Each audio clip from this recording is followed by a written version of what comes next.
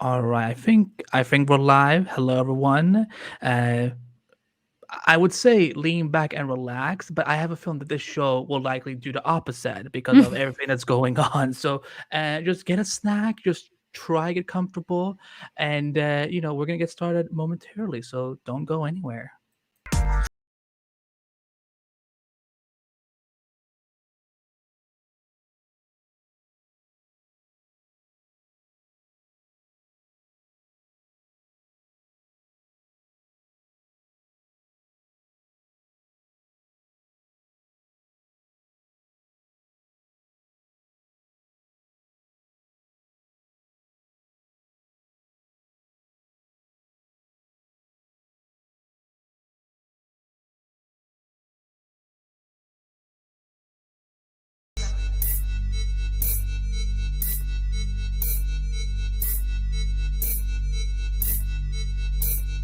T minus 20 seconds.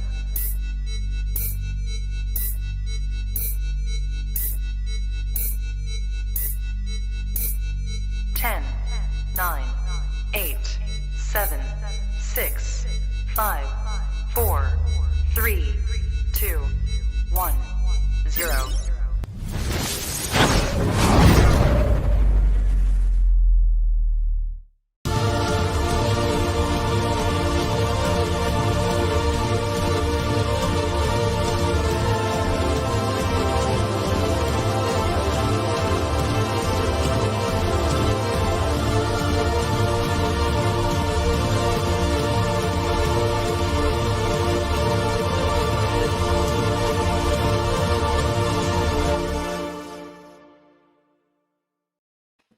Well, hello everybody, and welcome back to the Flash Podcast, your podcast for all things related to CW's The Flash, starring Grant Gustin as Barry Allen, aka The Flash, for one more season.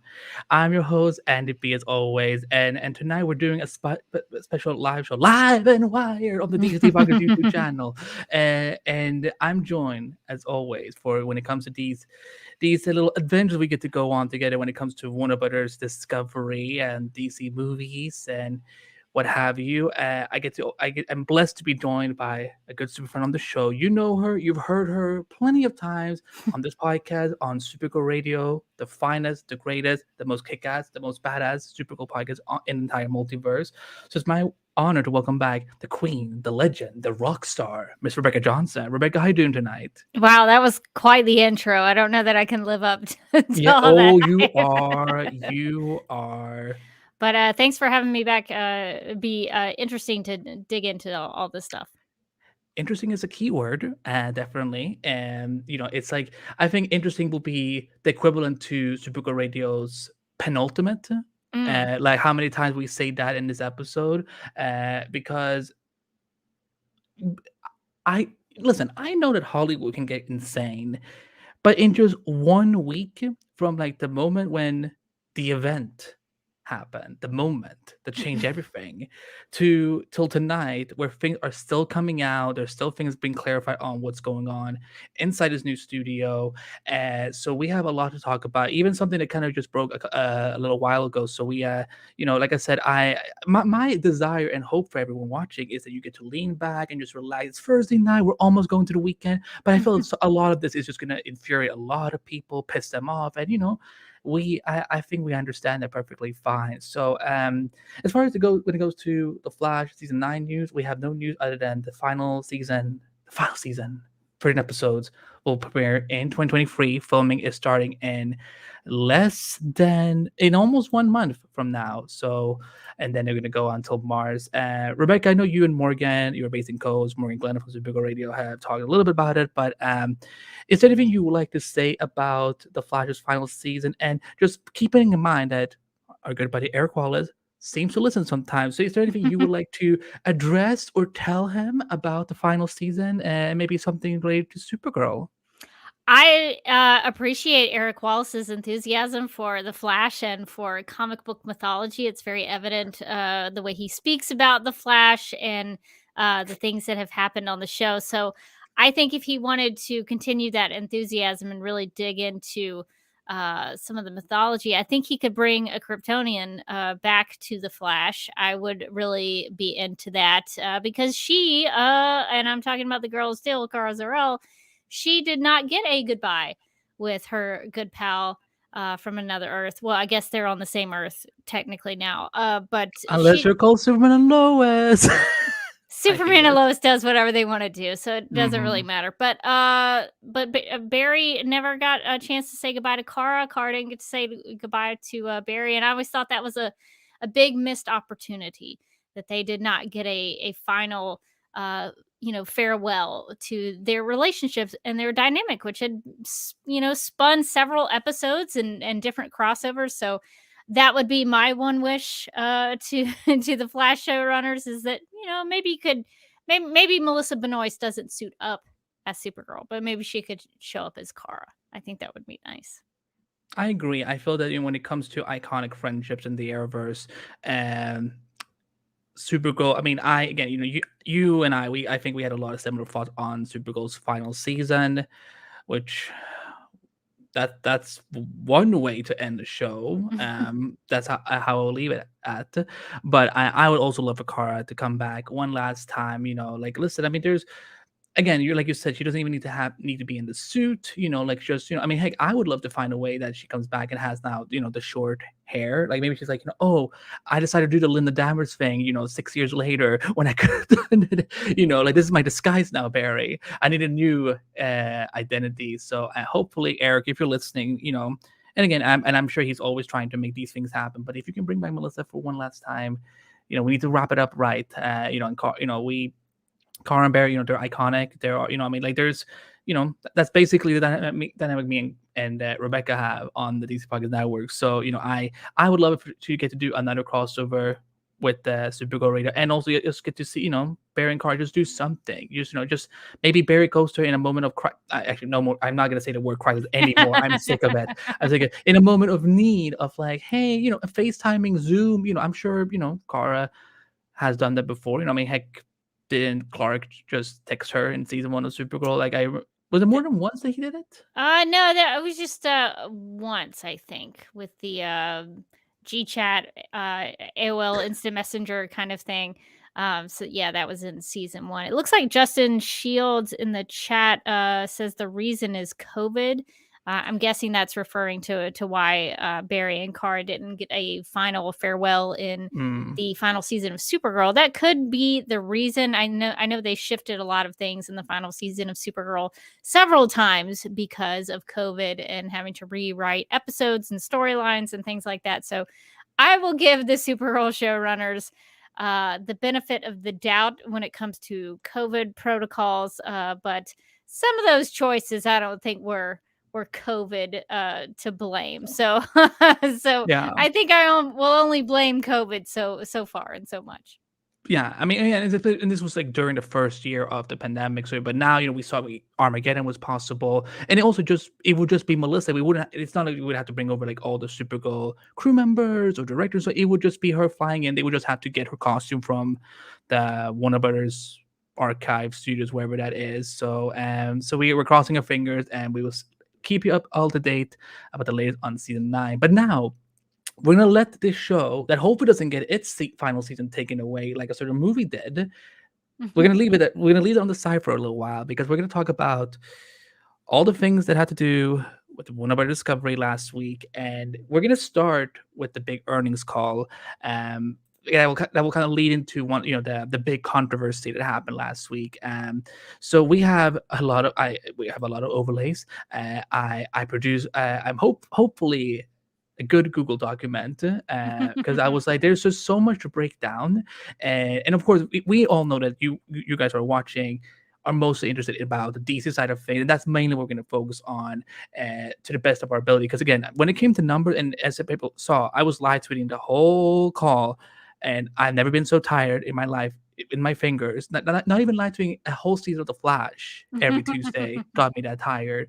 So we're gonna go through just we have some questions prepared, we have overlays, and we have just a lot to talk about. So Rebecca, what were your initial takeaway from this call and what we learned about David Zaslaw's strategies for Warner Bros. Discovery as a company? Because again, like it's very much of phasing period for them right now, like like kind of transition time.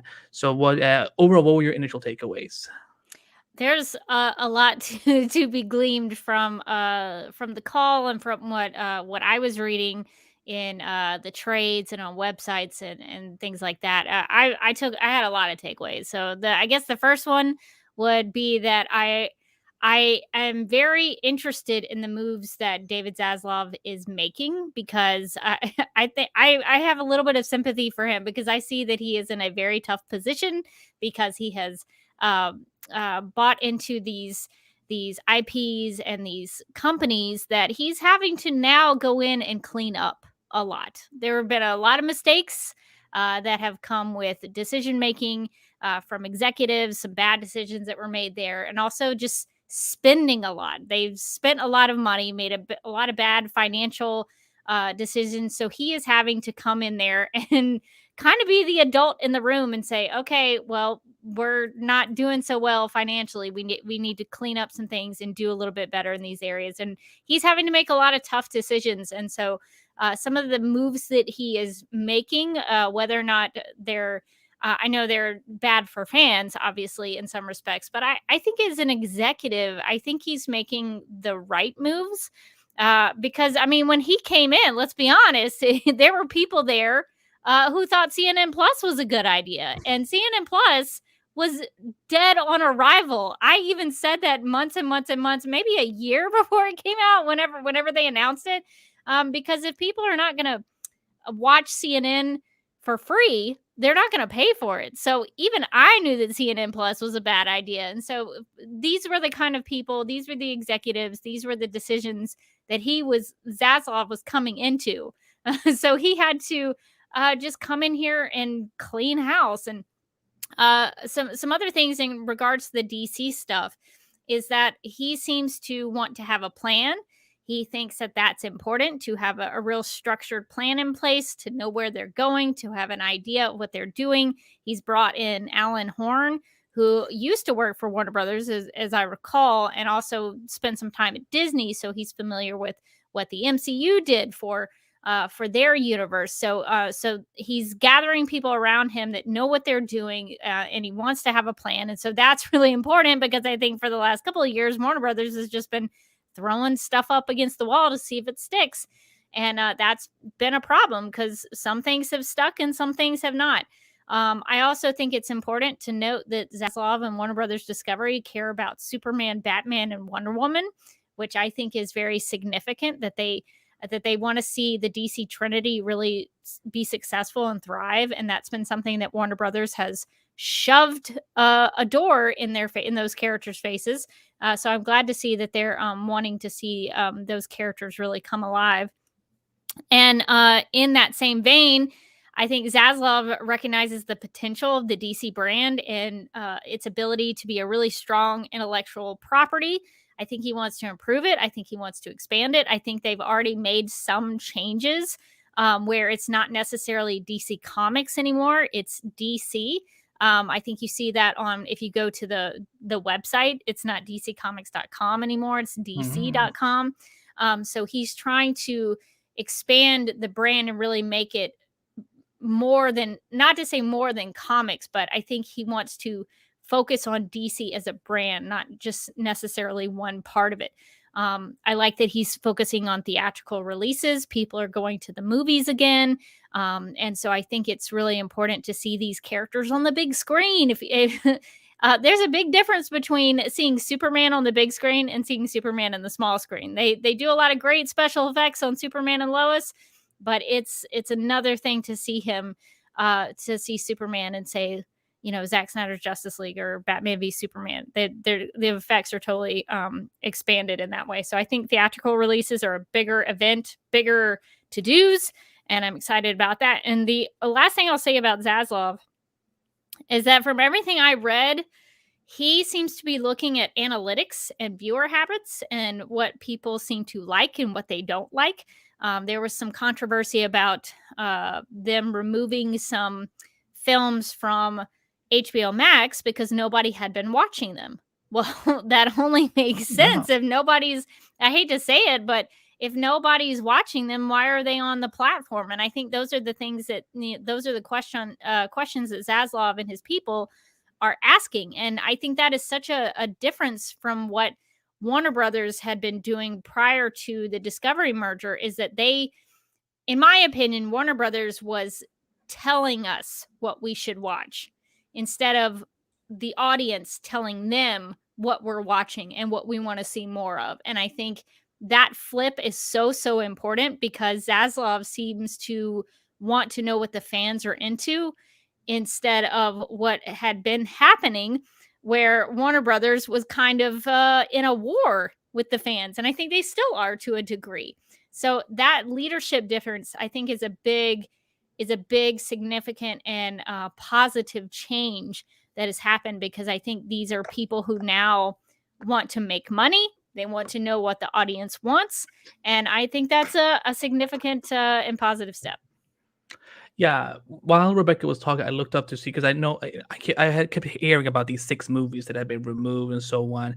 But I think what I think I would like to add, because I agree with Rebecca, if it costs them money to have those licensing deals. Like, it's not just like, here are 6 movies, stream them for us. No, they have to pay licensing deals and probably a lot of other costs that we don't know of, and that isn't cheap. And if no, like, I mean, and when I think I say when no one is watching it, I think, of course, there's probably like, I'm a minority group that does, I'm a small number that watch it, but it's like they want big numbers, they want successful numbers that they can like, we're making money off of this. So if it doesn't make sense to stream them, then of course they're going to give up those rights. Now, of course, I know because I think last week was also when reports were coming out that the Harry Potter movies were leaving HBO Max soon, but it could just be that, oh, they have to renegotiate and get those licensing deals back, and because we know Harry Potter, everyone is watching Harry Potter. And it's Uh, also on Peacock, I think. I think the franchise yeah, is also on Peacock. I really want to know how this happened, like where Universal somehow like got,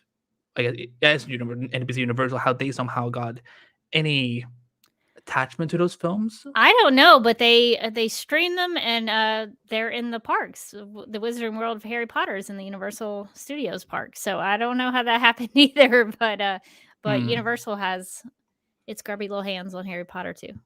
Yeah.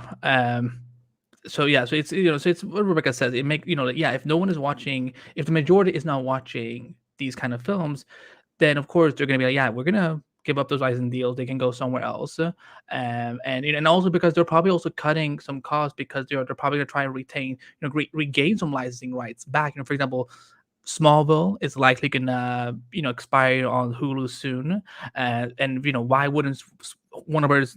Not want to prioritize paying for a license deal of one of the most major Superman shows of all time, because if they have a Smallville on HBO Max and it streams internationally, that's also a big bonus for them. Uh, That's a really good point about the licensing fees that I hadn't thought of. yeah, no, but no, that's what I assumed you were talking about. Because I'm like, yeah, it's not like there's a, hey, just stream these movies for us and then we'll be fine. No, they have to pay other studios or wherever they come from, especially if they're movies that were not even produced by Warner Brothers.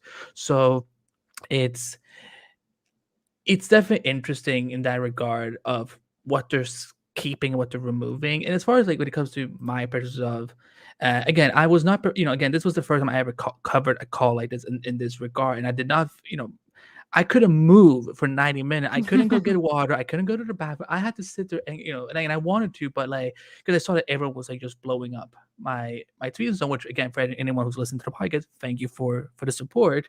But it was just so much new information to take in because again, I'm not. Listen, I don't want to brag. I did take a little math in high school. I know that 1 + 1 = 22, but that was not brought up during this presentation in that regard. So when it came to all the numbers, it was a lot. And having taken a week now to really think about what they were saying and what they were talking about and so on, I think there's some things that are definitely questionable and problematic. But at the same time, Rebecca is making a very good point. They are now having to come in almost barely 5 years after AT&T bought Warner Brothers.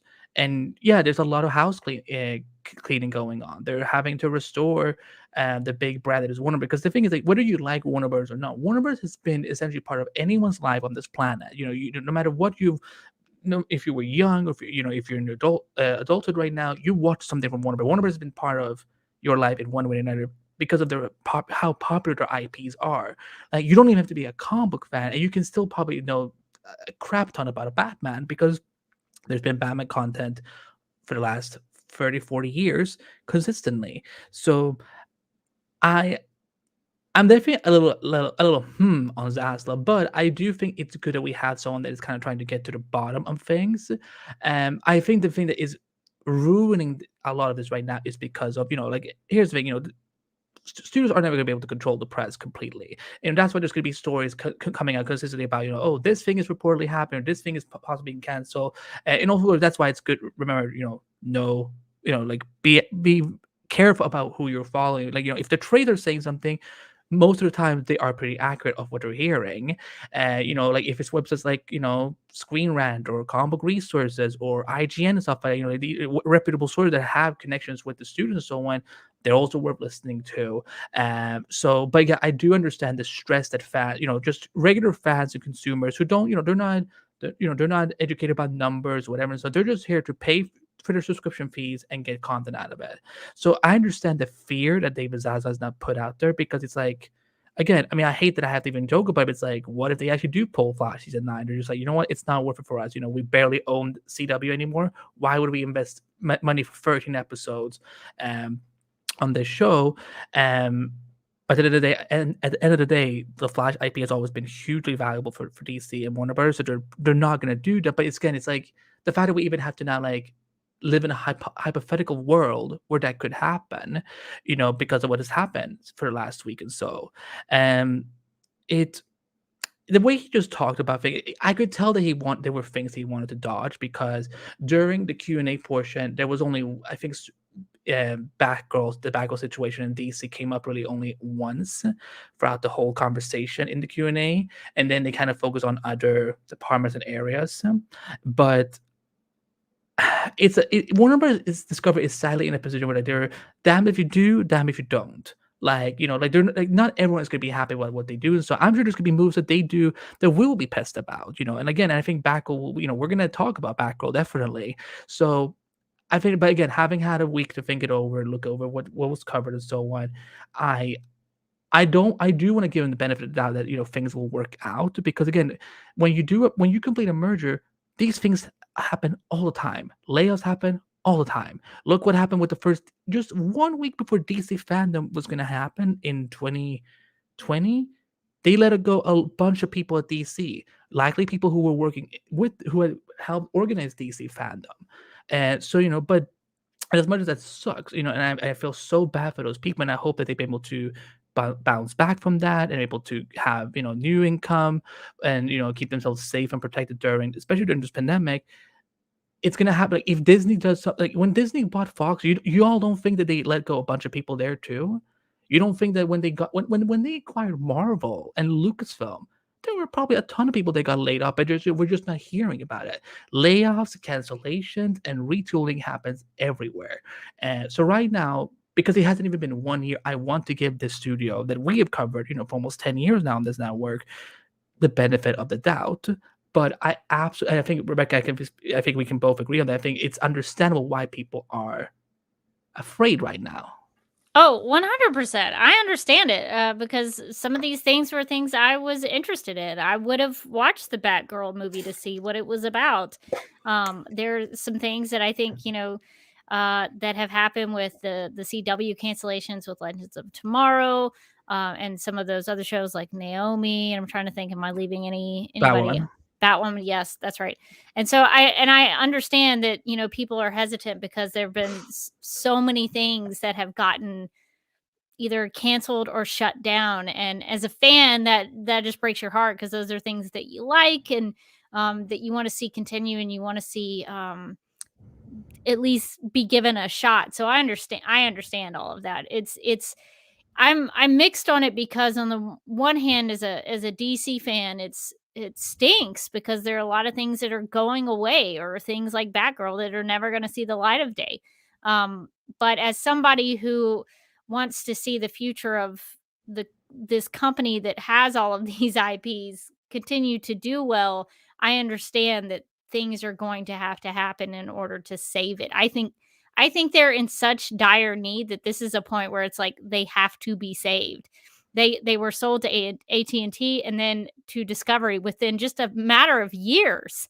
So I don't want to make assumptions about the financial books for Warner Brothers, but if you have to have two different companies come in and save you, you're not doing hot. I mean, I can't even imagine. So somebody had to come in and help literally save these these IPs that we love, and sometimes that means they might have to make tough decisions. So I'm mixed of it. I realize the business side of it has to happen, but I also mourn all the things that went away. Yeah. Hi, Triple X. How you doing? It's going well. Good to see you. I want to bring up some comments while we're on it. Mind the Gap says, if you care about a show or movie enough, keep the physical copy. Otherwise, one click and it goes away. Yeah. Rebecca, I'm sure you said this on Supergirl Radio, but for our Flashbuggers listeners, can you talk about how difficult it was getting just a Snyder cut on physical media because it was like sold out everywhere when you tried to get it? Yeah, I tried to get the steel book, I think it was at Best Buy. And every time I went to multiple Best Buys and I could not find the steel book. I don't know if they didn't have it or if it was sold out. I don't know. But I had to buy I bought two different versions of the Snyder Cut on physical copy, and I did that through Amazon. So I didn't get any of the special versions, but at least I have one of them. But to that point, the physical copy is always going to be better quality anyway. Your streaming stuff depends on your internet connection and your bandwidth. But a physical copy is going to have that nice, crisp and clear picture, especially if you have a Blu-ray. It's going to be so much better than what you see streaming. So I would say get a physical copy of things you love just because it's going to be better quality anyway. Yeah, no, I mean, I'm bad at buying physical media just because I just, because I have to start buying more shelves if I was buying Blu-rays for Yeah, yeah, everything. yeah, yeah. I do think DVDs will have at some point have to go away because I feel like it's like, why are you releasing a Blu-ray and DVDs? Like, you want people to see your the best version of your product. So, Justin brings up, I don't know if this is accurate or not, but Universal owns the higher party movie stream rights until 2024. That could explain things why, because I know there was attempts to, and I think there still are attempts at making a Harry Potter TV show Mm. for HBO Max or whatever the frack it's going to be called next year. But I think Universal seems to be. I mean, Universal even gets in the way of Disney. The character of Namor, who's going to be in Oh Black yeah. Panther 2, they can't even do a movie because if they do, they have to split, the revenue between the two studios. That's why there's no Hulk movies. They have to kind of like, let's do the gray area and put him on a TV show about his cousin, but just put she in front of it. So hopefully, we will see, if this is true, we'll be able to see how that affects Warner Brothers. I thought we could just, again, when it comes to Zaslav, again, I want to give him the benefit of the doubt, and I'm hoping in a year from now, you know, we will have more things to be excited because yeah, right now it is not a fun time. It is definitely not a fun time, and I'm hoping that, you know, again, I'm hoping that once the Red Wedding of Warner Bros. Discovery is done, it's done throughout the year, we will start to see more of the exciting stuff because the thing was like one of the things that he kept saying a lot during the call was that they own some of the greatest IPs and franchises in the world, in the entertainment world, It's true. and that and DC is one of the was on one of the top of the list for Zaslav, and I know there's been a lot of things that he has said that has now people have taken it in one way or the other, but like I can tell that he's trying, and I'm hoping that he's just trying in a way that represents all DC fans. Because something every time Rebecca get out on one of these streaming live shows, we always talk about like how in previous years Warner Bros. Has tried to cater more to just one crew of people, and it's like something I love during the call that I'm hoping they will live up to is that they want there to be something for everyone. Something that everyone wants to watch and pay for. And whether that is theatrical and streaming. And the thing is, yes, I know there was some false narrative going around that, like, yeah, we're gonna stop original programming on HBO Max and so on. Guys, why the crap would they do that? Like, this is why, disgraced YouTubers should not be listened to.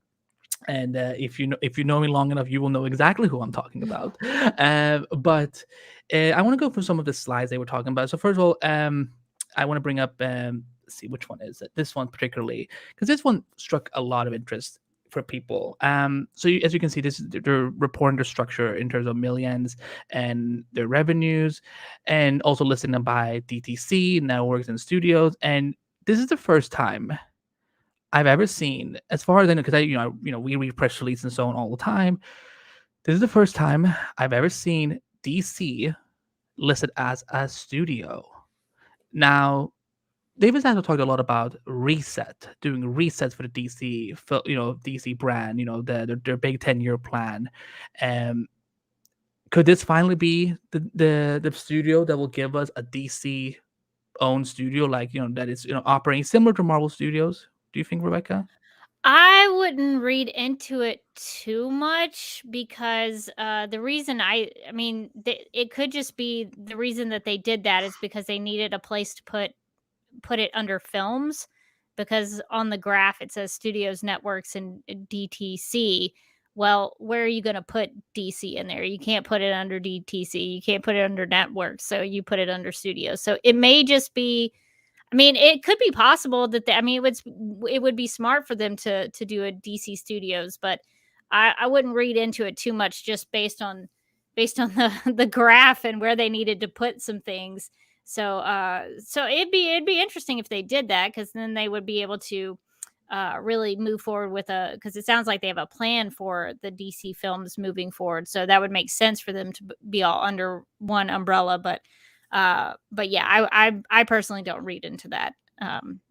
That's what that meant.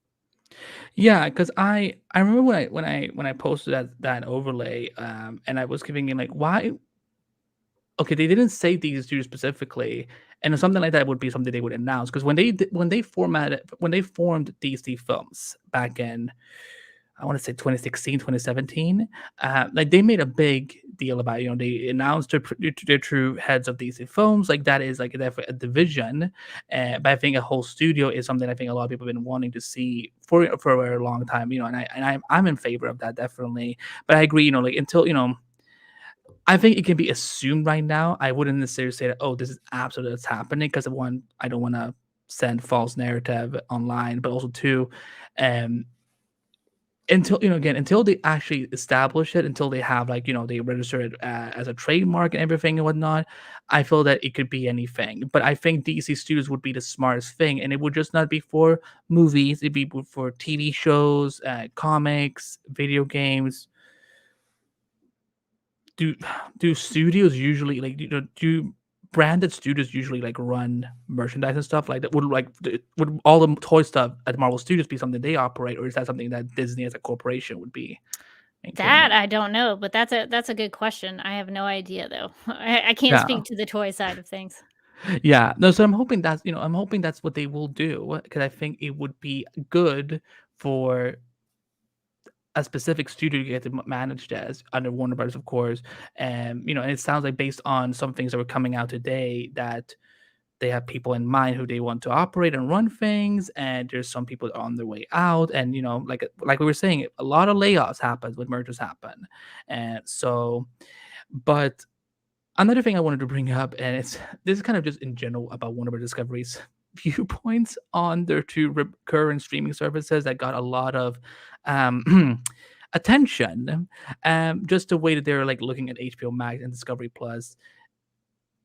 What do you think of this? And do you think that, again, I don't know how much you've seen of the response of it, but how do you look at their viewpoints of what they categorize for these two respective services before they eventually come together as, I don't know, like HB Discovery or HBO Discovery O? I don't know what they're going to call it.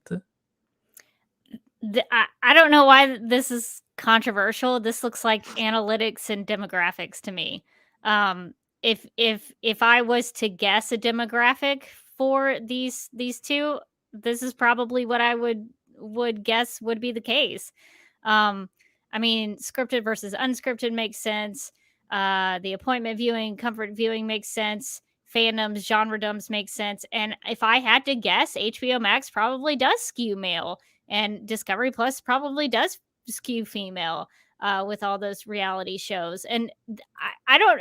I can see why people might make this controversial, but this is probably actually based in actual numbers that they have. I don't think they just put this up here because that's what they think it is or what they guess it is. These are probably based on actual numbers and demographics that they can pull from analytics. So I personally, as somebody who has to pay attention to analytics and target audiences and demographics for my job, this just makes sense, and that's what that looks like. So to me, I don't read any kind of nefarious, patriarchal thing into this or whatever people are saying. This looks just like what they gleaned out of their actual numbers.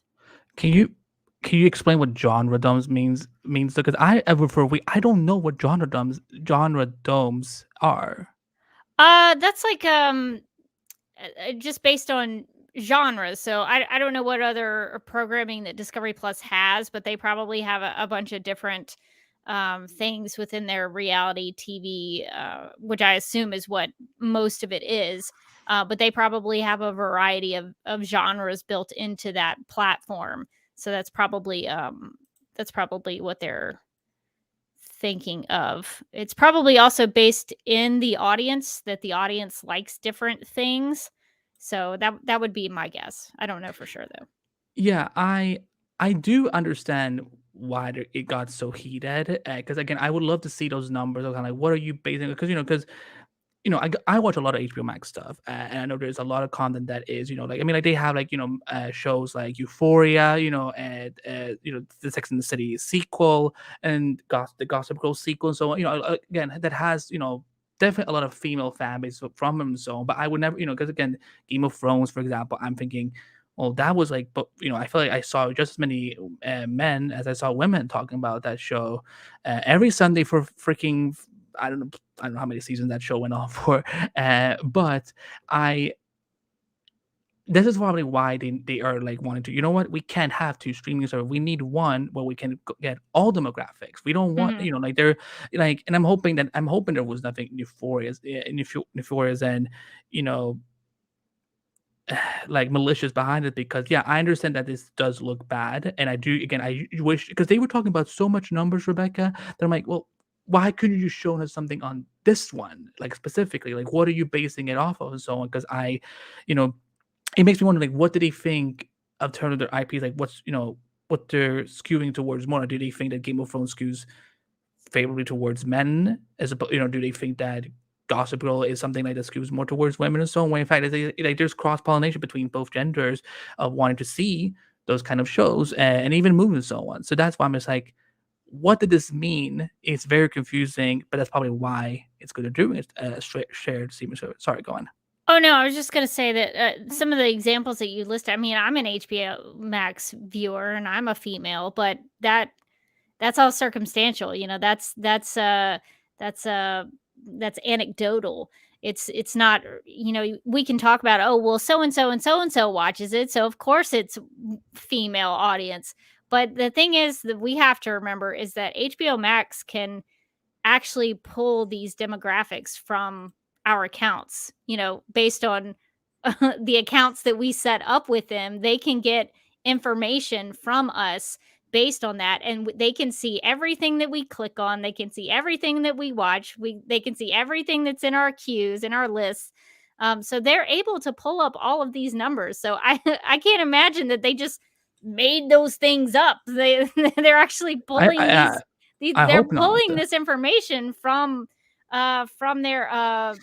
their records, because these are the kinds of things that they would need to know in order to, if they could sell to advertisers, or if there was another way to monetize it. They would need to know and need to understand these numbers and be able to accurately depict them. So to me, any controversy behind that is, in my opinion, a little silly. These are things that would come out of their analytics and their numbers, based on what they've pulled from their audience on HBO Max and Discovery Plus. One question I had put in our Google Doc for Des was, what do you think the pros and cons are of now yet another launch, another streaming service, even though it is two coming together? But what do you think the pros and cons are of that, just so we have that kind of just more laid Yeah, out? I mean, the pro I think is the fact that you get two brands, two companies, and all of their content in one place. You get the Discovery Plus stuff, and you get the HBO Max stuff all in one place, and you don't have to have them separated out. I mean that this is all their content now. It belongs to all. Warner Brothers Discovery owns all of it. They might as well lay claim to it. So that I think makes a ton of sense. But I do think there are a lot more cons to it because I used to work at Turner, which was called Warner Media Group after I left, and I don't know what they call themselves now. But I was Does it even there. exist anymore? I don't know. I don't know what they call themselves now. But I was there when HBO was starting to move in after the AT&T merger, and the thing that I realized at that time, and this is one of the many reasons I quit my job. There were several reasons I I left Turner, but one of them was there was rumors going around that the HBO people who did a job similar to mine, because they also had streaming stuff that they were doing, that the HBO people would come in and take all of our jobs. Like they would take the Turner people's jobs because they had already been doing it, even though we had been doing it for many, many years. So there was a situation where there were duplicates in both companies, and so when you have duplicates like that, there's no sense in paying for multiple people to do the same job if they don't need to be there. So I think this merging of the two streaming services, I think it could probably lead either to layoffs or people quitting their jobs because they're just physically and financially and statistically not going to probably be able to uh, keep everyone. So I think that is a big problem. So once that starts to happen, I think we'll probably start to hear things if they put it out in the press and the news media, Mm. um, which would be unfortunate. That's one of the reasons I quit my job at Turner because I was like, well, if they're about to give my job away to somebody, might as well find something else. So there is that. That would be devastating. I don't know how many jobs would be associated with that, but I probably might know people who would be affected by that, and that would be very sad. But I think it also, on the user side of things, not even just within the corporate aspect of it, I think it could also cause some confusion and possible frustration from current subscribers. I'm an HBO Max subscriber, and I'm worried. Well, am I going to be able to roll over my HBO Max subscription into this Discovery Plus HBO Max uh, monster that they're about to create? What happens with my subscription? Am I going to be able to just roll it over into the new thing? Am I going to have to pay more for that new thing that they're going to create? What's going to happen with my subscription? So I think that's my worry as a subscriber is how does that work? Yeah, I get, again, because I definitely understand that at some point, things will come together, and that was something that they kept saying a lot of times during the call, that combining, merging, and you know fuse, basically. I get that, because at the end of the day, it doesn't. There's no point of having two big streaming services like that. That's why DC Universe. The moment HBO Max happened, I think it always spelled out doom for the DC Universe app, and thankfully they were able to revamp it into something for the comics. But because Discovery Plus and Warner Bros. Discovery, and I'm gonna be completely transparent with everyone. I do not have a Discovery Plus subscription, so I don't know how the layout look. I don't know what kind of program they have and so on. But I know that that's where like a lot more documentaries come from. But I would hope that they, and that's why, and I will throw up this image about the rollout plan. So this is how they explain that they're going to roll out the new streaming service starting next year, in what part of the country and so on, especially with countries that already have HBO Max, and also just that they are going to talk more about that on a different call, I think later this fall, I believe they said. But I'm hoping, the cons is obvious that there's gonna be people losing their jobs. There's people that I know that are a lot sadly gonna lose their jobs that I talk to regularly. But hopefully, it's the bloodbath won't be too horrible. But yeah, the pro is of course that having one shared platform that all demographics come from, so that way they don't have just like one that skews female, one that skews male, is like no, just they want all of them. I'm saying this is a prediction. I don't. I'm not saying that I'm hearing anything about it, but I wouldn't be shocked if within the next 5 years, Rebecca, Hulu will be somehow put over to Disney Plus. I feel like there's no, why would they have two of them? Like they're already doing more adult content anyway now on Disney Plus, so they could. Why would they have two? You know what I mean? Yeah, I mean, I think all of that could happen, for sure. Disney wants to eat up everything, so I would not be surprised. Yeah, but no, but I'm hoping that the pros with this is that they will just have a better idea of what they're gonna do with this new streaming. So, and now that also HBO Max has been rolled out in more countries, that means that if they, let's say there's big content, let's say if I'm trying to think of an example, let's say that the Constantine reboot show that's gonna be in the Justice League Dark Universe, it comes out next year. Hopefully by then, when they've combined this new streaming service and it premieres, everyone in the whole world will be able to watch it, and it will be able to get great numbers already, and Warner Bros. Will be able to tell already, okay, are we, going forward another season or not? So or it may play a factor in if Justice League Dark even goes forward as a franchise. And don't worry, guys, we have updates on pretty much everything because that's all I've been writing about this whole week. I was telling Rebecca before we started, Rebecca, I got to write like one Marvel story this week and then 14 like DC, the HBO Max updates or whatever and so on. So it's been a long week. Yeah, I And think that is a pro for combining them, is that you obviously add more subscribers. So I think that's a good point that I didn't even think of, which seems like a no-brainer. yeah, like, 'cause I remember, for example, when the Snyder Cut came out in, last year, not every country had gotten HBO Max yet. For example, in Scandinavia, they still had HBO Nordic, I think it was called HBO Nordic, and they still got the Snyder Cut, but it was still like, a confusion of brands. There's something is called differently in this region of the world, and this something is called over here in America. But now, like, but for example, when you know for example, I think people were talking about like how the Suicide Squad came out on HBO Max the same day as it did theatrical. I think the reason Peacemaker likely did better than Suicide Squad was because most countries didn't have HBO Max by the time Suicide Squad came out. So, but now because it's almost available everywhere. For some reason, Canada doesn't seem to have it yet, which I think is bizarre. But at this point, like if they premiere something a huge new IP, it will it will get a lot of eyeballs and new subscribers, and like something like House of the Dragons again. It was very hilarious to me how David Zaslav talked about a show that has not even premiered yet, but as it has had all the success already. Where I'm like, David, the premiere is in like 3 weeks. Let's just pump the brake. I understand why he was mentioning like Ted Lasso, which by the way is I love Ted Lasso. I just started watching it 2 weeks ago, and now I'm just like, I watched the show a little bit too quickly. So, but let's move on. And I'm gonna scroll down. We're gonna talk about Batgirl now. Which, oh boy, Rebecca, I don't know. I mean, I don't know how many people like you've talked to outside of social media. This was the first time in a while, like kind of like when the Snyder Cut of Justice League came out, where like more people who are not really into these things suddenly start to pay attention. I'm like, what's going on with this? It was a storm for Warner Bros. Discovery as the Batgirl movie, which had already finished filming, it finished principal photography on March 31st, and it was already, I don't want to say deep in post production because I don't know how 4 months qualified as deep. Some reports have said that they were 90% done with the film. Where I'm just like, okay, maybe that's how they do HBO Max movies, I guess.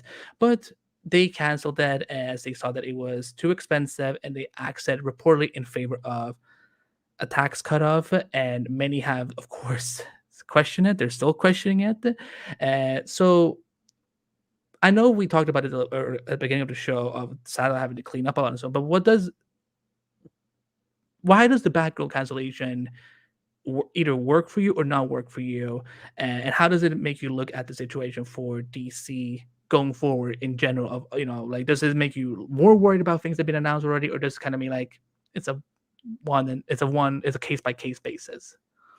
Yeah, this is a weird one because initially when I heard about it, I was like, well, if they shot the film, they might as well finish it and release it. I couldn't wrap my mind around why they would do that. It still seems a little bit dumb, but I can understand given their reasoning about the strategy with the theatrical releases and all of that. That that makes sense to me, especially when they can do that and then not have to. They're essentially not losing any money. I don't fully understand the tax thing. We talked about that this week on Supergirl Radio, where we went through that in great detail from a website article that one of our listeners sent in. And I don't fully understand it, but I can understand the reasoning just on the basis that they can pump the brakes on this, not lose any money on it, and they could continue on with their plan and their theatrical strategy. And so I understand all of that. I would have probably watched it. I would have been interested in seeing what they would do with Batgirl and what it would look like. But yeah, it's a strange one because I don't begrudge them too much in terms of the business side, but I do think it's unfortunate for the actress Leslie Grace and the filmmakers and all the people who were involved with it because they spent all this time and doing all this work and now they're not going to get to see the finished product. So I think that's, as a creator myself, I'm not like a filmmaker, but I do some video production stuff. I would be upset if I spent a lot of time on something and then I didn't get to actually show it to anybody. So that's the problem with Zack Snyder's Justice League, right? He had that film that was almost finished, and nobody wanted to release it until people started, screaming about it, rightfully so. So it's tough. It's tough, especially because I saw stuff that was coming out. I don't know how much of it was true or correct, but I saw some little bits of dialogue from the film that were floating around, and I was like, "Oh, that's definitely not good." So I can't speak for the quality of the film. I would have hoped that it would have been good.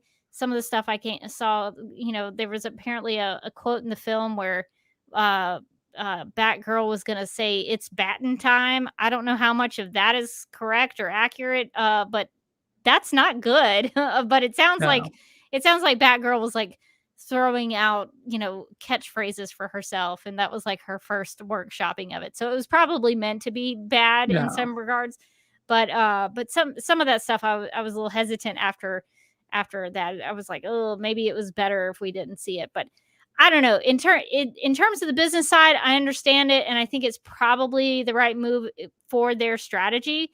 On the creative side, I think it's unfortunate for all the people involved because they're not going to get to see what they worked so hard on. So it's tough. It's tough with these things because I think the attitude of David Zaslav and the Warner Brothers Discovery people is that they are trying to make this company into something that will make money and that will thrive and that will produce good positive results. And right now they're going to have to make these tough decisions, and sometimes that really stinks.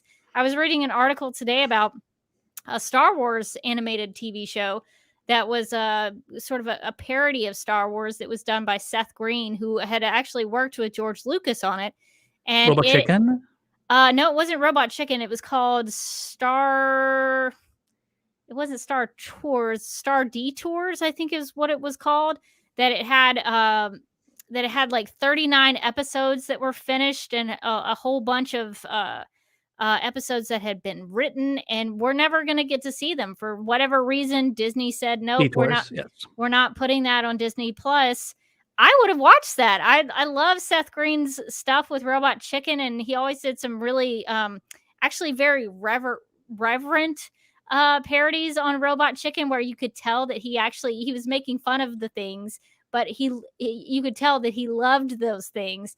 And so I think watching a Star Wars animated show with that same love and reverence for Star Wars, I would have been into, but we're never going to get to see it because for whatever reason, Disney doesn't want that out there. I guess they thought it would hurt the brand or something, but they should maybe have thought about that when they released those sequel films because I think that hurt the brand more than anything. But anyway, that's neither here nor there. We're not here to talk about Star Wars, but that was just another example of something that could have been great and would have been something wonderful to see it got shelved and put on the back burner. Maybe sometime in the future we'll get to see it. I don't know.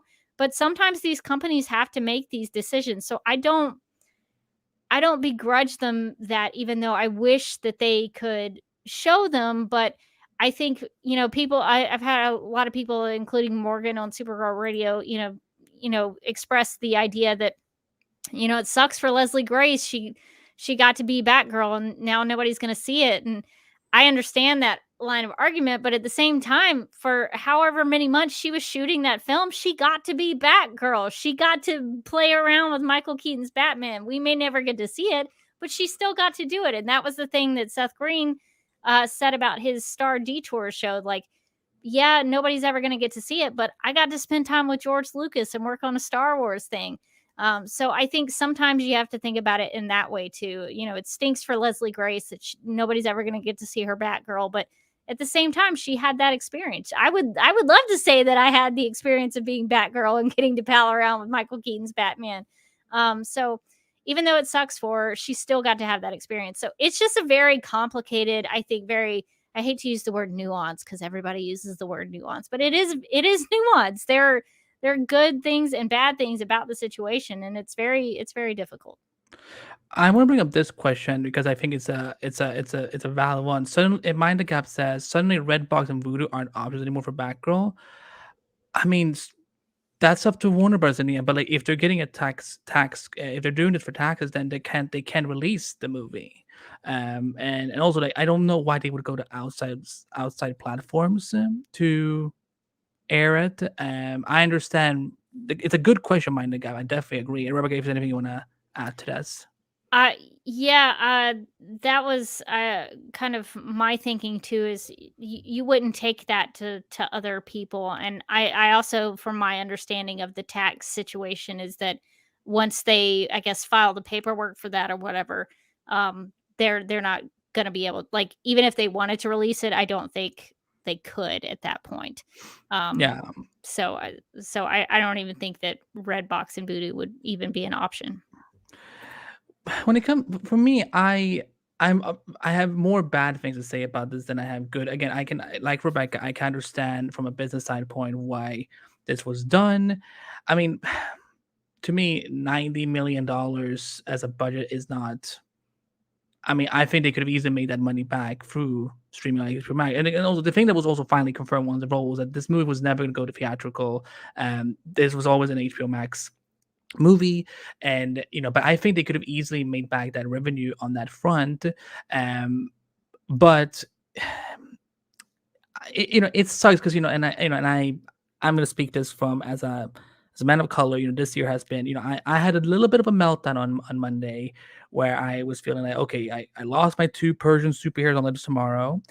Now we're losing Batgirl. Now am I gonna have to be worried about Blue Beetle now? Like Blue Beetle is like one of my favorite superheroes in DC. Jaime is like I've been in love with Jaime since 2010, and I want that film also just finished wrapping, and it was still. And this kind of goes a little bit about into Comic Con where I don't know if you saw this, Rebecca, but Lyra, who does Superman Lowe's Radio, so she was at Hall H for the whole DC presentation, and then she did one of those videos where like kind of you're kind of filming around like how the whole room looks like. Guess who was sitting behind her this whole time? I don't know who. Blue Beetle himself. Oh, okay. He was in the crowd, and they still couldn't have.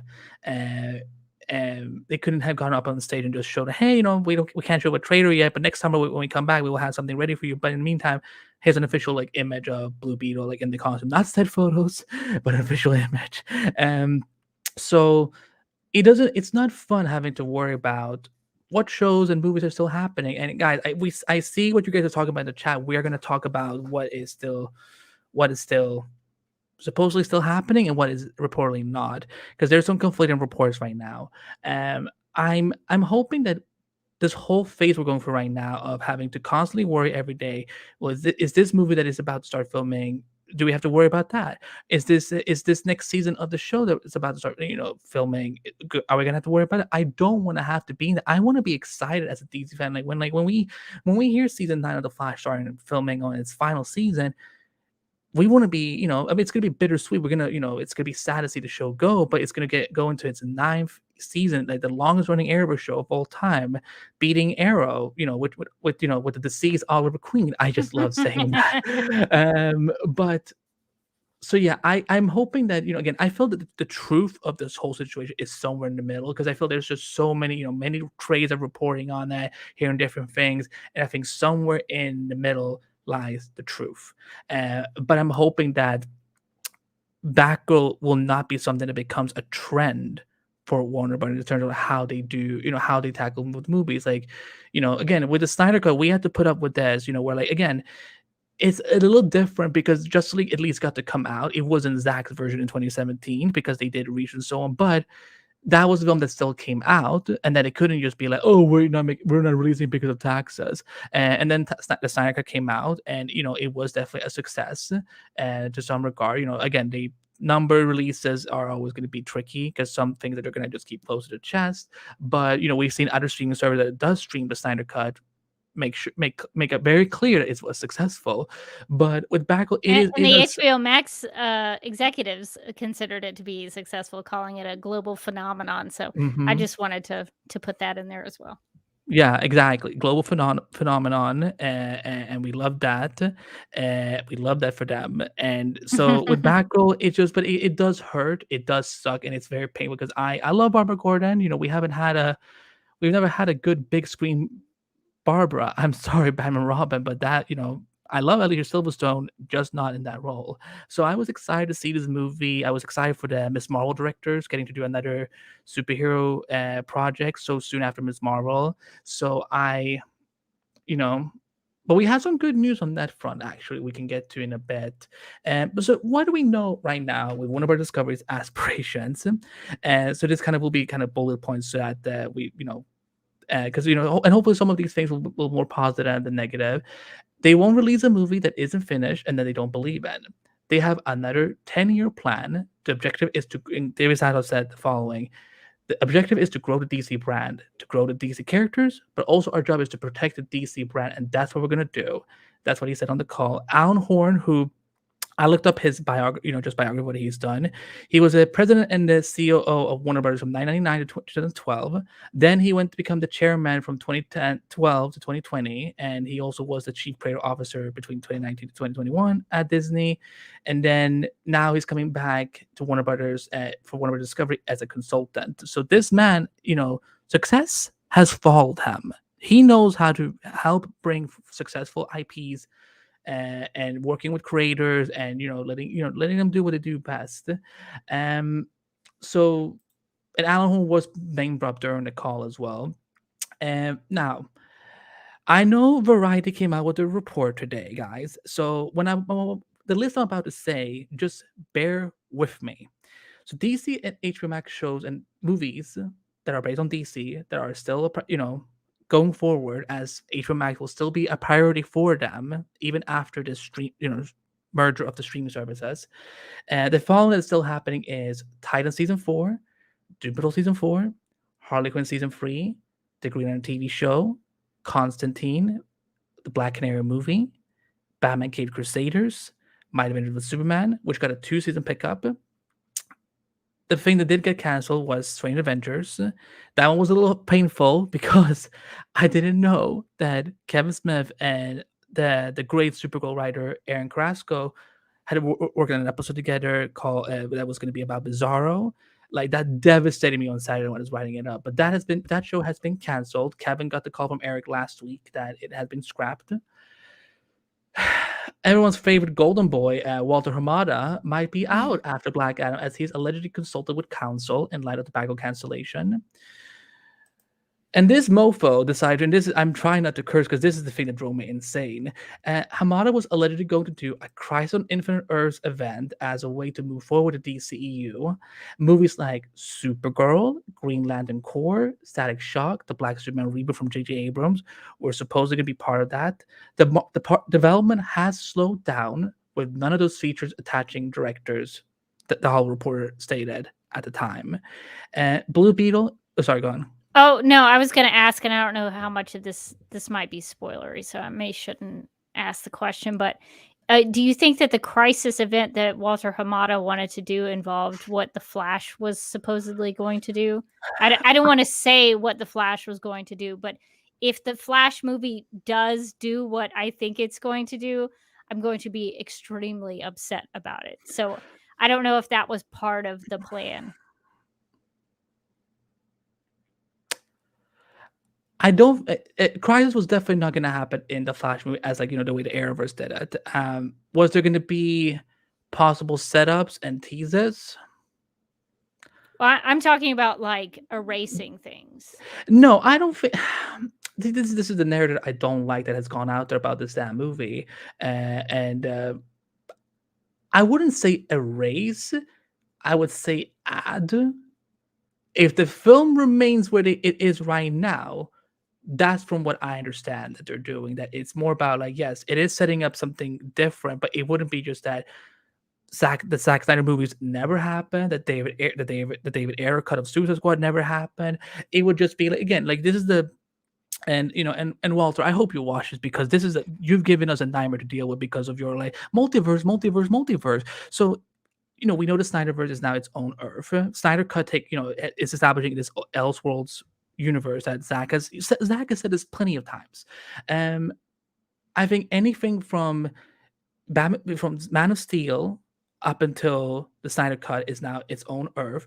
Everything from Man of Steel up until what was the last DCU movie that came out? Suicide Squad. There was the Yeah, Suicide Squad. I Okay, guess so. Yeah. yeah. That is that's Earth DCEU. So, I think the Crisis event was something that was going to being set up as like an event movie, kind of like Endgame or Infinity War. I don't know if it was necessarily going to be a Justice League movie, but it was definitely something like an event where like they would try. Erase the Snyderverse. I don't know if that's what they were I going to mean, do. if it's Crisis, they would have gotten rid of all the other Earths and just had the one Earth. Well, that means, this is why I think this was kind of scrapped why I think this was never going to happen because one, Walter, you idiot. That the CW had literally just done Crisis that established that Earth DCEU is part of the Arrowverse multiverse. It's part of all Batman 89 and Christopher Reeve movies and all these things are on these multiple Earths. And your Earth was one of them. One of your characters. I don't think continuity was super important for them. So. I mean, apologizing to people doesn't seem to be important for Walter Mata either. But with that being said, we don't know if this is true. This was something that Hollywood Reporter came out, I think, 2 nights ago, and that this was something they were looking to build up towards. Now, if there was there going to be like, did they have a set Crisis movie with a script and the director, and it was going to start filming in 2025? I highly doubt that was the case. I don't think Hamada is that smart enough to get that far off. And just so everyone knows, I do not like this man. He could be walking down the street and I would not know a thing. Not sorry to this man. I do not care for Walter Hamada. Again, I get that he's pissed off that he wasn't really informed on the Bagel decision. But if this means that he's finally going to get pushed out as one of the last problematic figures who got involved who interfered with the Justice League investigations against Ray Fisher, then buddy, I hope the door hits you on the way out. He has someone he has to answer to now, and if somebody doesn't think that he needs to know, then he doesn't get to know. I hate to tell him that, but that's how the corporate world works. I worked in the corporate world for 14 years, and if you're not supposed to know that information, you don't get to know that information. So I don't know why he would be all that upset about it. Yeah, he'll probably be fine because in his mind he doesn't think he did anything wrong, allegedly, because we have to protect ourselves legally, but allegedly he doesn't think he did anything wrong. But I think if you listen to Ray Fisher, who is again, the fact that this man cannot even apologize to Ray for the things that he did, that Ray has already shown a lot of evidence for. I need a drink and not water. And Blue Beetle is still safe as is Peacemaker season 2 with at least 2 spin-offs in the works with James Gunn. And right before the show, we got a new report from Variety that mentions that the new heads of Warner Brothers Pictures Group, I want to bring up their name again. I'm going to probably butcher them, but Warner Brothers Pictures. This comes from Variety, and newly installed Warner Brothers Pictures Group's chiefs Michael DeLuca and Pam Abdi in seeking to mend fences with Batgirl star Leslie Grace, are entertaining the possibility of having her continue to play Batgirl in a future DC film, or at least star in another Warner Bros. Production. So even if we That's what I would do if I was them. Yeah. yeah, preferably maybe a Supergirl Batgirl team up movie. A Batgirl Supergirl team up would be great, or you could maybe make that Batfleck movie with Deathstroke and Batgirl in it, and that would be super Mm-hmm. cool, and I would watch that. So I'm just I putting would watch that out that too. there. Um, Now we're hearing all these reports. So again, and I know, guys, I know that okay, so let me just, I will read this part so that people don't think that I'm ignoring it, because I know what they were talking about. So towards the end of the article, they were talking about DC TV on HBO Max. DC's future on TV gets much murkier. Belanti's Green Lantern series is still currently moving forward, which I reported on last Thursday when that stupid website tried to claim an exclusive that had been canceled. I confirmed before all any of these other sites did that it's still happening. Green Lantern is still happening, is eyeing right now a 2024 release. I will have premiere, whatever you want to say. So filming will likely start next year. Let's see. Series is still moving forward. Sources say it's the biggest, most ambitious DC adaptation ever mounted by the prolific producer, talking about Greg Berlanti. But his DC anthology series, Strange Adventure, has been killed, along with a Wonder Twins HBO Max movie with KG Apa and Isabel May. I don't know why this is being mentioned in the content of Greg Berlanti, because he had nothing to do with Wonder Twins. Now, the thing that people are talking about is the profane animated series Harley Quinn, currently streaming its third season, has a major following and would seem to be safe, which if people saw a story I wrote on screen a couple of days ago, they've already like registered like metadata for Harley Quinn season 4, including some supposed titles. Now they could change, but it seems that they are eyeing season 4 for next year. So it wouldn't surprise me if in a couple of weeks from now we hear it and, oh, guess what? Season 4 is coming back. Insert curse words. Well, and you have to know about that stuff way in advance for animation, Mhm. because animation takes like I mean, when you see it on HBO Max, it's been worked on for like a year, maybe longer, before that Yeah. even gets into your eyeballs. Now, this is the part where people were wondering about in the chat. Whereas it's still to be determined whether live-action DC shows Titus and Doom Patrol would be renewed after new seasons of both shows premiere later this year. But as with all TV series on the service, final decision will be made once the seasons are streaming. Then there's J.J. Abrams' plans for Justice League Dark series, would be an Avengers-style show featuring DC characters from the titular team, spin-offs featuring DC characters such as Constantine and Madame Xanadu remain in active development. Constantine producers have even scouted locations in preparation to start shooting in early 2023. But the everyday risk faced by any production have been compounded by the shock of the Batgirl cancellation and uncertainty over who will be the new boss at DC. And now, look, for everyone who's been bugging me about this in the comment, they even did a correction in the article. Correction. This story has been updated to reflect the current renewal status of Titans and Doom Patrol. So now, can you all calm down? I see, this is what I said. No one is going to lean back and eat their snacks tonight, Rebecca. They're going to be riled up that everything is just, up in the air. So my question for you, Rebecca, despite all of this, we know what's safe. We don't know what is safe. We know things that are getting scaled back, and there's decisions yet to be made. What's the hope you see for the future of Warner Bros. Discovery when it comes to the DC brand? And this is because us two, we always talk about the Snyderverse representing. I think you're wearing your. Yeah, I need to get that one. I think I missed. That. What about Young Justice? Okay, here's something I can concretely say. I haven't heard anything about Young Justice in weeks. Now, that doesn't necessarily mean it's a bad thing. They're probably, again, renewing is not easy, guys. It's not just easy being like, oh yeah, I guess you can get 26 more episodes and do another season. So they have to look at numbers. So, but I haven't heard anything good, but I haven't heard anything bad. So take for that what you will. We can use this question, this discussion part to bring up what we think about how the Snyderverse, the Restore Snyder maybe fits into all that, because there's been a lot of talks about that. Oh, to talk about Restore the Snyderverse now. Yeah, I'm not getting my hopes up about it. Although David Zaslav wanting Superman, Batman, and Wonder Woman to be the key players in whatever they do in the future is a good thing. If you're a Snyder fan, I mean, if I'm David Zaslav and I see Henry Cavill as Superman, who's now he's Henry Cavill's now much more of a bigger draw and a bigger name and a bigger star than he was, back during Batman v Superman, or back in those days with The Witcher and all of that, with the Mission Impossible movie. He's a big name. He's a big Sherlock star now. Holmes. Sherlock Holmes. So if I'm David Zaslav, I would be like, why are we not getting that guy in the suit and up on the big screen? Why are we not doing that? Because of a personal grudge you have against that director? That's dumb. Let's make some money. That's what I would, if I was David Zaslav. That's how I would be talking about it. I would be like, people seem to really like Ben Affleck's Batman. Why is he not back in the suit? We could have the three of these actors. We could get Gal Gadot's Wonder Woman. She's still kind of active. They're all three still capable of putting on those suits and acting in those parts. Why are we not putting them up on the screen? That would be my question as David Zaslav. I will show this, by the way. Look at this is the DC finder they were listing during their Global Powerhouse presentation. Now, I would put I would put Superman logo before Batman, but I'm just saying.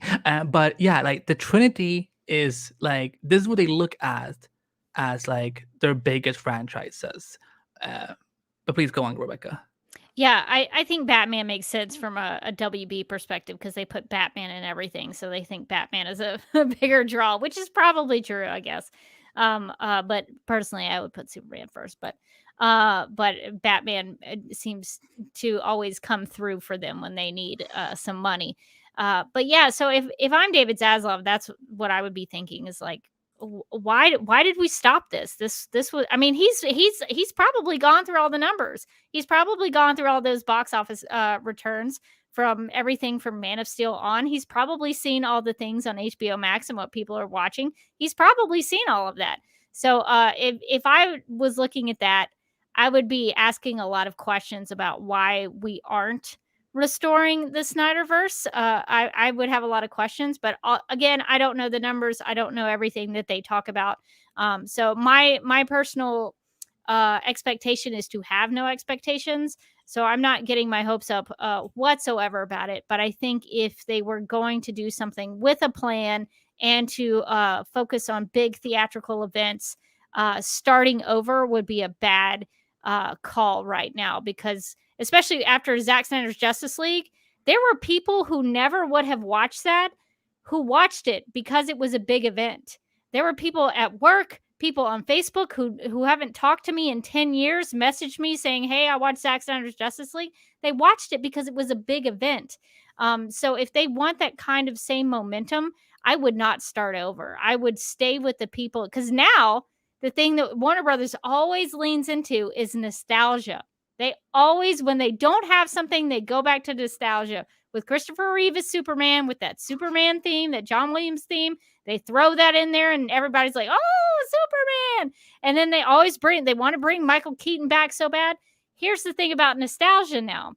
Those versions of the characters, Henry Cavill's Superman, Ben Affleck's Batman, even though they recently had some time with Zack Snyder's Justice League, they haven't been on the big screen since 2017. Now they are the nostalgia. They are the nostalgia points, because now people want to see them again. People want that, that feeling of, we get to see them again. So now if you want to play up nostalgia, there's your nostalgia. So I just think it would be a strange move if they just rebooted and started over. We have a question from Triple X that I think you and I can both give very funny answers to. Did anyone like Wonder Woman 1984? Well, Triple X, I would refer you to the Supergirl radio episode on Wonder Woman 1984. I would say that overall, I thought it was a weak film.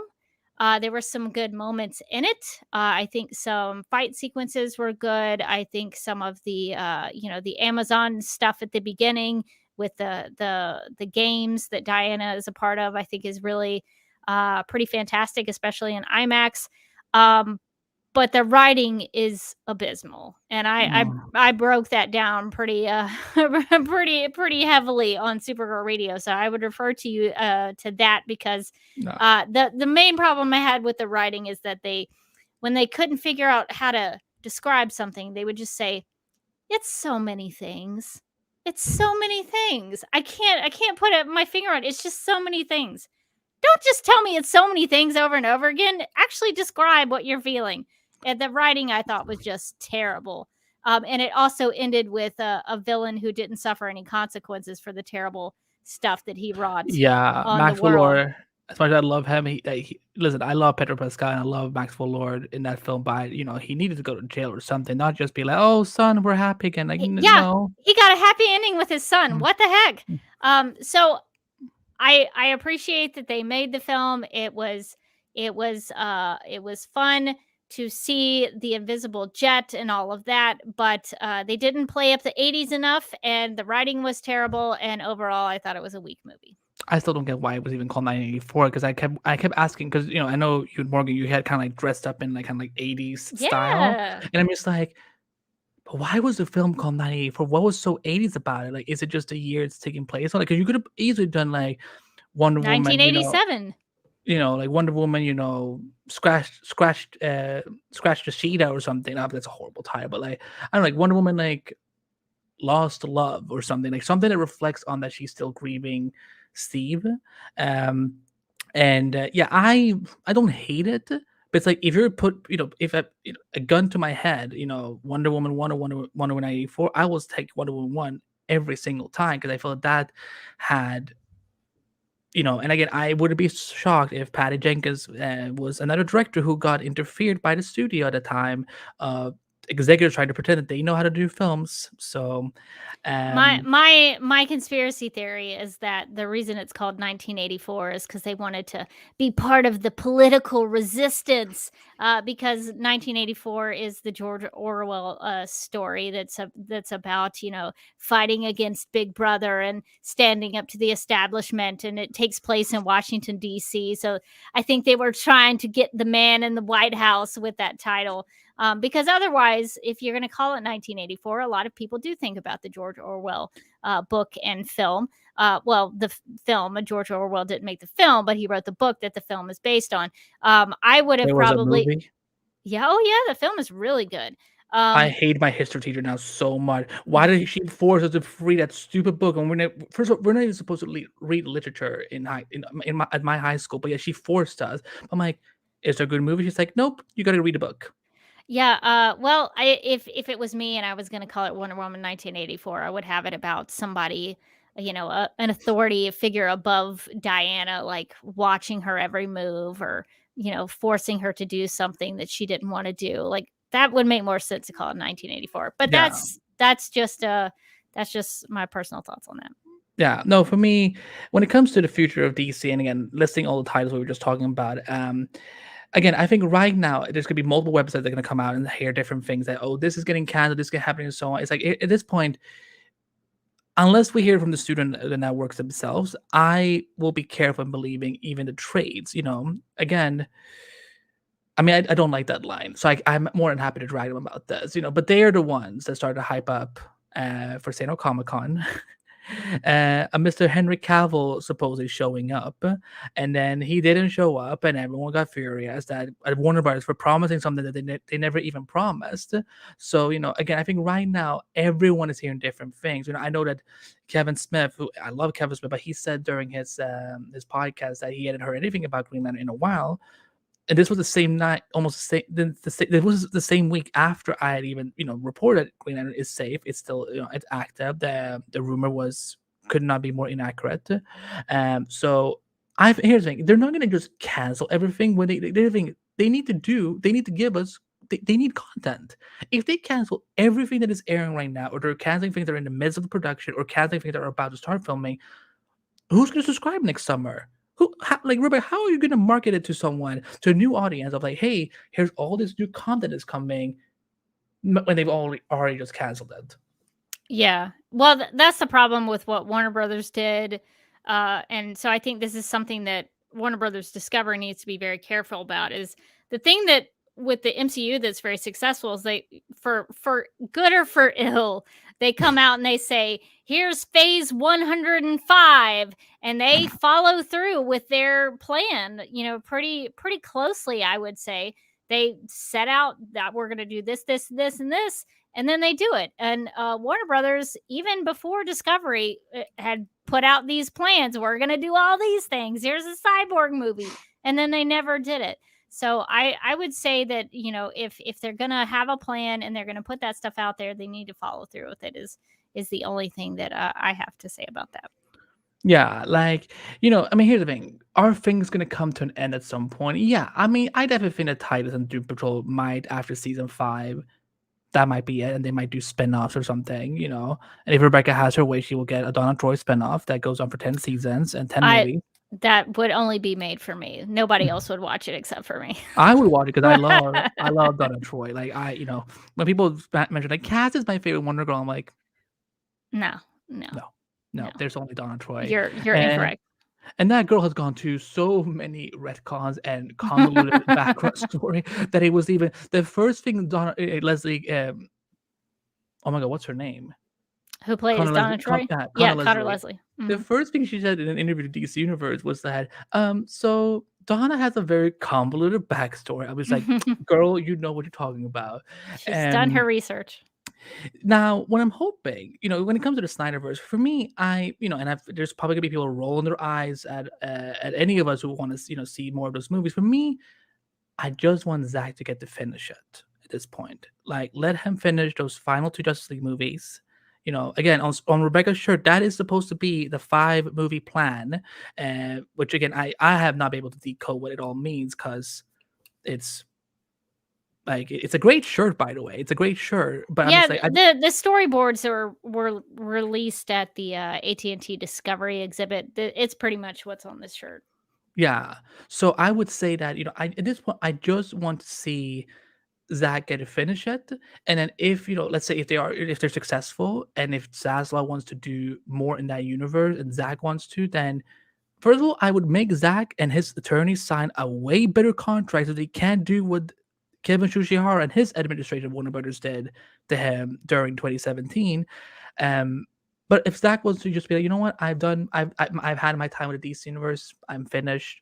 Here's the 5-movie plan, and it's done, then I think it would be great. Because the thing is, those movies are again. I hate that we've now entered a culture, Rebecca, where you have to get $1 billion at the box office to be a success. Are you really gonna tell me that Batman v Superman that collected over $820 million at the box office Oh, is almost not 900. It was like 900? 873 million, I think. Yeah, like you're telling me that that's not a success enough for you when it's like, okay, I get that if you, what was the budget like, It 250? was 250. Yeah, BVS was not because of the box office returns. It was solely because of the Rotten Tomatoes stuff, which Yeah, is and why I've been mhm. eviscerating them on my YouTube channel. If you want to hang out with Yeah, me on every Sunday nights, Sunday nights at the Duck Milk Prod yeah, as her YouTube channel. youtube.com/duckmilkprod. Go subscribe, and and the thing is like Rebecca, like she scares me in how much like she prepares for them because it's like every one of these reviews are just like they're a disaster to listen to. I'm just like, and that's why listen to Amy Adams and also Rebecca Johnson that don't let a score tell you if you should go see a movie. Now go see it for yourself and make your own If you're judgment for it. interested in a movie, go see the movie. Yeah. It had a budget between 250 and 300, so somewhere in between there, but it made $873.6 million at the worldwide box office. How can you tell me that's not successful, Warner Brothers? So again, like for me, there's obviously an audience for the Zack Snyder movies, especially DC. And I think now, if he can just get to do, because look what happened when the Snyder came out. Even the people who were so convinced that this movie did not exist, they turned and were like, it's not entirely for me, but this is way better than what we got in 2017 with the Voldemort cut. And that's I'm never gonna stop saying that. So for me, what's important for me when it comes being a Snyderverse fan is that I want him to get to finish it, and that they honor that commitment. And then if they want to part ways after that on good terms, I think that would be good. As far as and this is kind of talking more about these TV now because this 9 days after Rebecca and I did our last show together, we were talking about a way for Warner Brothers to make money for Legends of Tomorrow and Batwoman is if they just cancel CNN. Then 9 days later, CW was like, you know what we're gonna do? Because we can't do anything about CNN, we're gonna cancel those shows. I don't know if we prophesized anything or if we jinxed it, but DCV has been it's been a disaster this year, honestly. Like the way Super Lois did with his whole Arrowverse plot, and it's I'm trying to keep calm, Rebecca. I don't know what like like it makes me as pissed off as the Walter Hamada stuff. We know that Batwoman Legends and Naomi got cancelled. This Flash season 9 is gonna be the final season, and we don't know what's happened with Stargirl after season 3. Which again, guys, please watch Stargirl on Wednesdays on August 31st at 8/7 on the CW, featuring Rebecca's favorite supervillain of all time, Mr. Doctor Bones. Mr. It's Mr. Bones. He does not become. He's not Director Bones just yet. Why do I keep saying Doctor Bones? Who is Dr. Bones? That's probably a different character. I don't know. Maybe he was that. I'm gonna do a character spotlight on Supergirl Radio in a couple of weeks on Mr. Bones. So maybe he is a doctor at some point in his history. Maybe I'll find out. Yeah, we know that CW is going away. Essentially, it's the way we know it. I was surprised at the lack of talks about CW, especially not a single reporter on that call asking the people that run Warner Bros. Discovery now what their strategy is now for the CW going forward, because we know that reportedly Nexstar is going to own 75% of the network, and 25 will go to Paramount and Warner's, so 12.5% each, I guess. What do we think of this, Rebecca? Do you think that this is just an oversight, or do you think it makes sense that CW was just not a big focus? Yeah, I mean the CW is in the rearview mirror. It's in the past. I don't think they really have any real. I mean, it sounds like there is some stake in there, but if I'm Warner Brothers Discovery, I'm not talking about the CW. Most of the programming is gone. After the Flash is over, it'll pretty much they'll probably shuttle as much as they can over to whatever the streaming platform is. So I wouldn't talk about them. Yeah, I was surprised, but at the end of the day, I'm like, I get why, because CW is not the biggest primary source of income for Warner Brothers. So why would they talk about it? I think but it is sad that we kind of again, because one thing that came out tonight was that so they're looking at their next they want a Kevin Feige for DC, Rebecca. They want someone when Walter Hamada. It could be said that they had one Mhm. a long time ago, and they got rid of him. I would say them as in Stag and Debbie. I think she was, I think she seemed very smart at also what she was doing. But what came out tonight was that they're looking for a Kevin Feige type. I'm gonna reference the Variety article again. By directly citing Kevin Feige and Marvel Studios as a model for DC's future in the earnings call, Zaslav threw more fuel into an already raging rumor mill over who could get the job. One example, Greg Berlanti, who oversees many of these television properties, has been loudly whispered as a possibility for the role. But no one from Warner has actually approached his camp. Berlanti has not pursued a job, and insiders believe that the superstar producer wouldn't be interested in going in-house. So, but it's like his name seems to be coming up a lot. So for me, like, okay, so we're, the Arrowverse is kind of like on its way to be wrapped up, once, again, and I would say when it comes to Stargirl, Superman, Lois, you will be lucky if we even get to 5 seasons for both shows at this point. Because one, if Sazla is all about the money, do you think he's going to look at Superman Lois and be like, why are we paying all of this money when, because the thing is, they look at, like, yes, they look at multiple factors when it comes to ratings, but the live ratings are a joke. And look, like, I don't know if you've noticed that throughout season 2, Rebecca, but the hiatus of Superman Lois was a disaster. Well, they're not being fair to that show because they take breaks all the time, don't they? And it's not a good way to sustain an audience. Yeah, like they would air 3 episodes and then be on a month break. They would air 2 episodes and they go on a 3-week break. And it's like, guys, this is Superman. Hold on, this is Superman, one of your global powerhouse franchises, and this is how you treat him?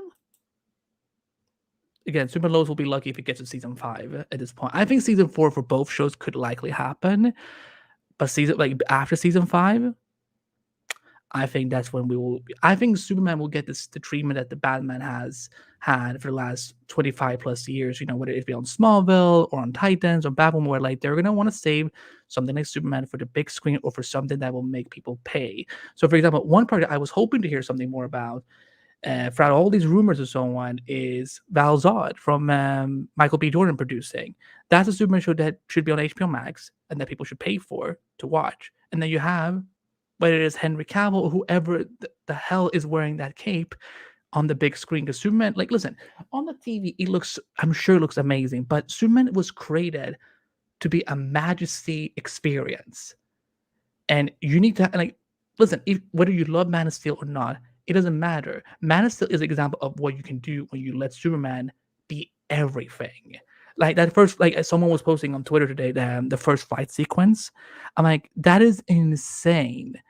We had like 10 minutes of that, and it's like that's what you're supposed to feel from Superman. You're supposed to feel his joy getting to be a superhero, but also his powers at like the maximum level. His powers should be the most expensive things in your budget to portray, because heat vision, flight, super speed. It's the second fastest speed in the DC universe, following the Flash. But like that should be an experience we should have at least every 2 years in films. We haven't had a Superman movie since technically Man of Steel, because BVS I still count it as like this weird sequel, but not really. But it's like we haven't had like a good Superman event since BVS, because the Voldemort cut in 2017, like who would do that? Let him grow out his beard and come out like just like he did in the comics. So Rebecca, as we kind of go into, again, like first, I would love to hear your thoughts on Berlanti. Maybe being the faggy figure, but two is, I know I didn't add it as a comment, but to the document, but what's a good way to balance what they're gonna do going forward? Like, should every TV show movie feel like a huge event, or should we be able to have still like low scale things, like I mean, like not everything has to be like Infinity War, for example. Yeah. So for the Berlanti thing, am I echoing? I kind of feel like I'm echoing. Okay. The Berlanti aspect of it, he spent a lot of years doing the Arrowverse, and he really his production company thrived on TV, and that's great. Were those shows all fantastic? No, they were not. Sometimes they would start great and they would turn to garbage, and that's just the truth of the matter there. Was he batting 1,000 every time? No, no. So I appreciate what he did for DC TV, and he definitely deserves some accolades for that. But Berlanti is a TV guy. He's a television guy. If they want somebody to run a DC film studio, they need a movie guy in there, or a movie lady, whoever it is, someone who is working in the film industry. Film and television are completely different animals and require different skills and a different knowledge base about those industries. And so I think it would be a mistake to put Greg Berlanti in there, because he's a TV guy. He's a TV guy, and I don't want that to diminish any of his successes. But I think a film person of who has a lot of experience needs to be in that kind of a position, because it is quite a different animal. And I guess, what was your other question that you had? My other question was how do you see them like balancing now things between theatrical and streaming, in terms of like, they want to make it feels like everything they want to do is like an event almost, but like, do you think that needs to be the case, or do you think we can have like, I don't want to say low scale DC products, but like, Yeah, low budget. yeah, or like the street, like the street level of the DC universe, or the cosmos of the DC universe, or the supernatural, like kind of like, you know what I mean? Yeah, no, totally. I personally would love DC films to be an event. There was a convention I went to in my local area last year, where the people on the panel were like, what are you excited about with DC? And I had to think about it for a second. I wasn't excited about anything. And after I thought about it for like 5 minutes, I was like, Super Pets? And I love DC League of Super Pets, and that's probably the most I've been enjoying something DC related in a while now. But it was a sad thing for me that I used to be so excited about everything that was coming up out of, post Man of Steel. I was excited about every film, and then it just kind of just went away, and so I wasn't excited about anything. And so I think having event films in the theater would be really exciting, and I think that would be really fun to get to go to. So I would enjoy that part of the strategy. I also think there's room for other things. There is the Todd Phillips Joker verse that's out there that they're getting ready to do a sequel with Lady Gaga, which is I kind of think unnecessary. There's no need to do a sequel about the Joker with Joaquin Phoenix, but it made $1 billion, so I guess they feel like they have to. A Um, lot of Oscars. and it did, yeah, it did get some critical acclaim, even though before it came out, people were like, "Oh, this movie is gonna be bad." Um, that's how those people sound in my head. So I think there's room for that kind of thing where it's kind of more low budget and has more of a cinematic, independent film quality to it. I think there's room for that, for like an kind of an Elseworlds take. I think there's room for the Snyderverse and Matt Reeves' Batman verse to exist in the same space. I think there's room for that. The one thing that I would do if I was Zaslav is I would diversify. The one thing that I liked about having the Snyderverse and the Arrowverse at the same time is that if you hated the Snyderverse and you were like, "Oh, Zack Snyder doesn't know what he's doing with Superman," you could go over to the Arrowverse and watch Tyler Hoechlin's Superman and love his Superman. If you were like, Tyler Hoechlin's Superman is real corny and I don't like him, and he's just a caricature of Christopher Reeve, which might have been something somebody might have said at one point. I'm not naming names, but maybe I said something like that when he first appeared. If that's what you thought about Tyler Hoechlin's Superman, you could go over to the Snyderverse and watch Henry Cavill's Superman and love him. So I think there's a value in diversifying some of your products within your IP, because then you can, everybody, because you're not going to please everybody all the time. Nope. But maybe you can provide people different elements to venture into and find what they like. So that's what I would do is I would make room for Todd Phillips's stuff. I would make room for Matt Reeves's stuff. I would make room for James Gunn's stuff, whatever he's doing. I would make room for the Snyderverse if that happened again. I would make room for all of that, because there's going to be something for everybody in those things, and that could make people love DC again. Because one of the problems after the Snyderverse ended is I didn't feel like there was anything for me in the DC universe. I loved the Snyderverse so much, and I felt like that was the only time that the DC universe and that version of Superman really hit everything I wanted out of that character. There were some other versions of Superman that I liked. I like Lois and Clark, The New Adventures of Superman. I like the DCAU. I like all of that, but I loved Henry Cavill's Superman. I loved what they were doing with the Snyderverse, and I was very passionate about it, and I still am. But after that went away, I just felt like there was nothing for me in the DC universe. I still watched Supergirl, and I liked Supergirl, but it declined in quality, and I didn't feel like that show was for me anymore, even though I podcasted about it every week. So it was very discouraging when that other avenue to enjoy some other interpretation went away, because then I didn't get a chance to find something that I enjoyed.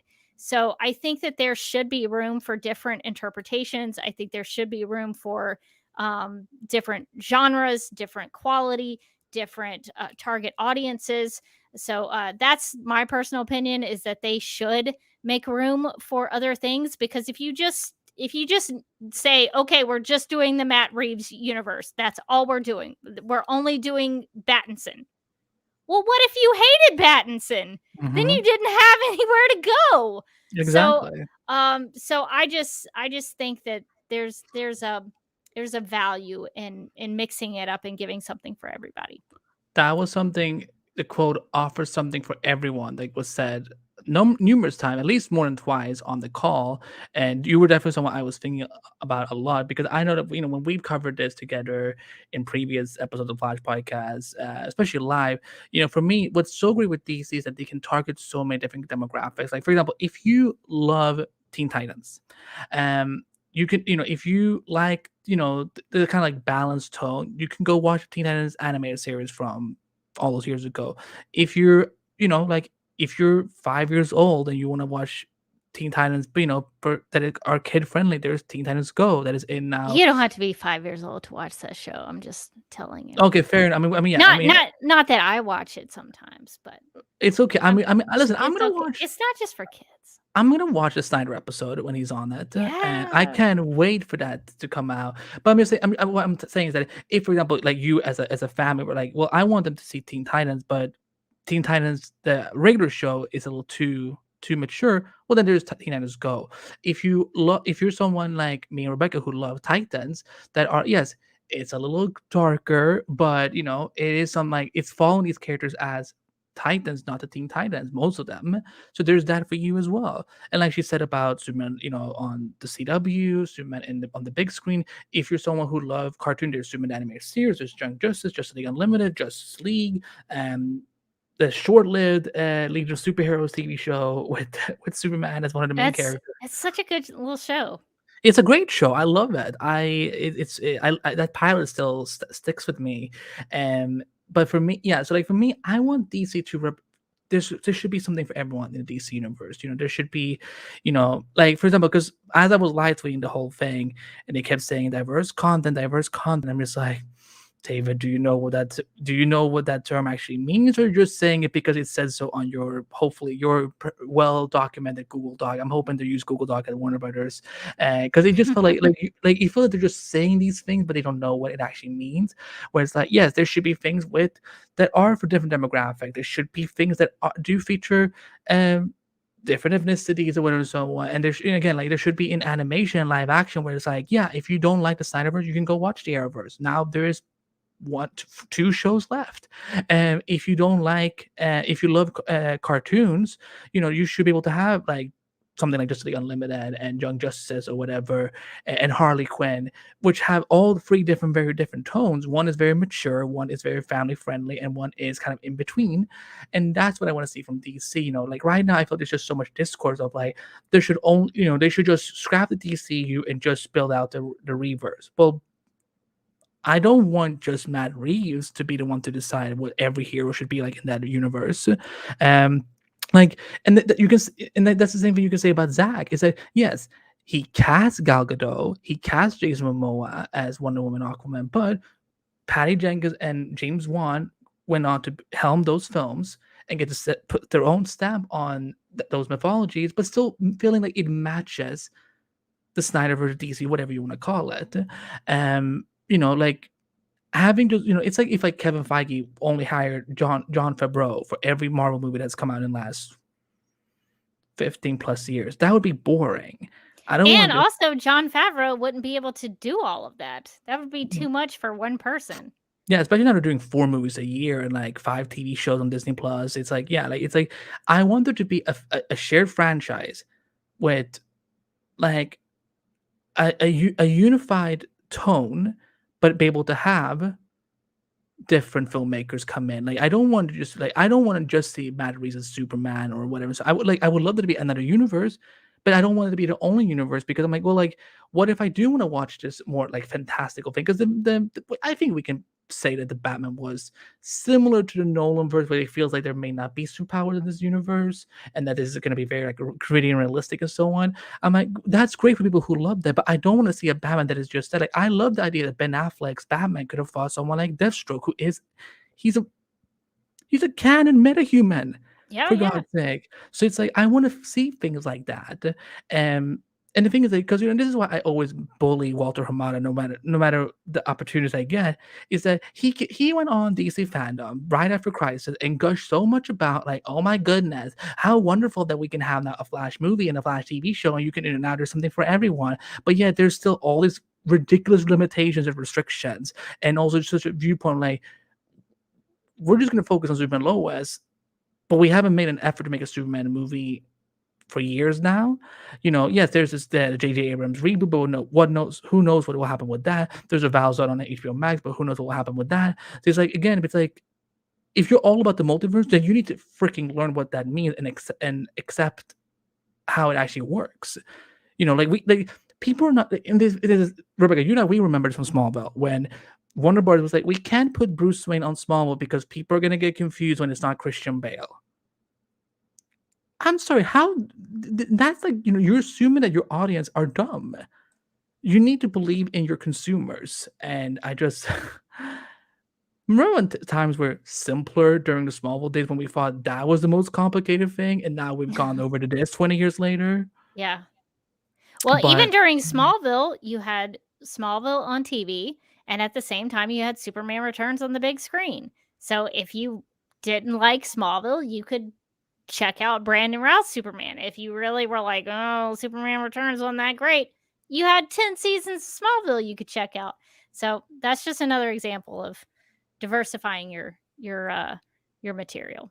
and also, like, if you make them successful, all in that's more money for your studio. Like, yes, whether it's airing on the CW or on HBO Max or on if they come out theatrically, or if they do they have any other streaming platforms that I'm forgetting about besides Discovery Plus? Like, I know TNT and TBS, they're They're all rolled into HBO Max.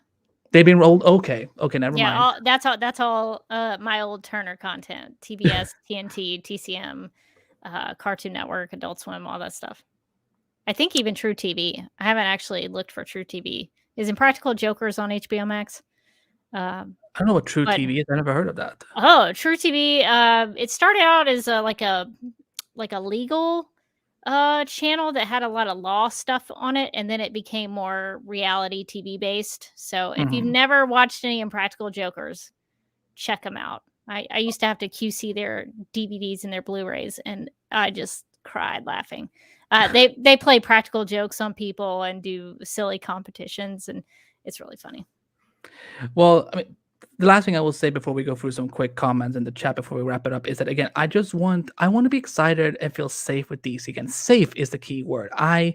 These days I feel like, yes, no matter what stores I have from there and there and so on, at the end of the day, like, I'm always going to be very anxious thinking about any DC product. Again, I have the fact that I even have to half jokingly worry about Flash Season 9 is like, we shouldn't have to do that. These are legends of IPs that you have, David Zaslav. Yes, I'm hoping in a year from now, Rebecca, when we come back and we do another show together and we see what is transpired, I'm hoping that we're somewhere at least halfway through those promises of, like, okay, we know a little bit. Yes, we're not going to have a full idea of what this 10-year plan.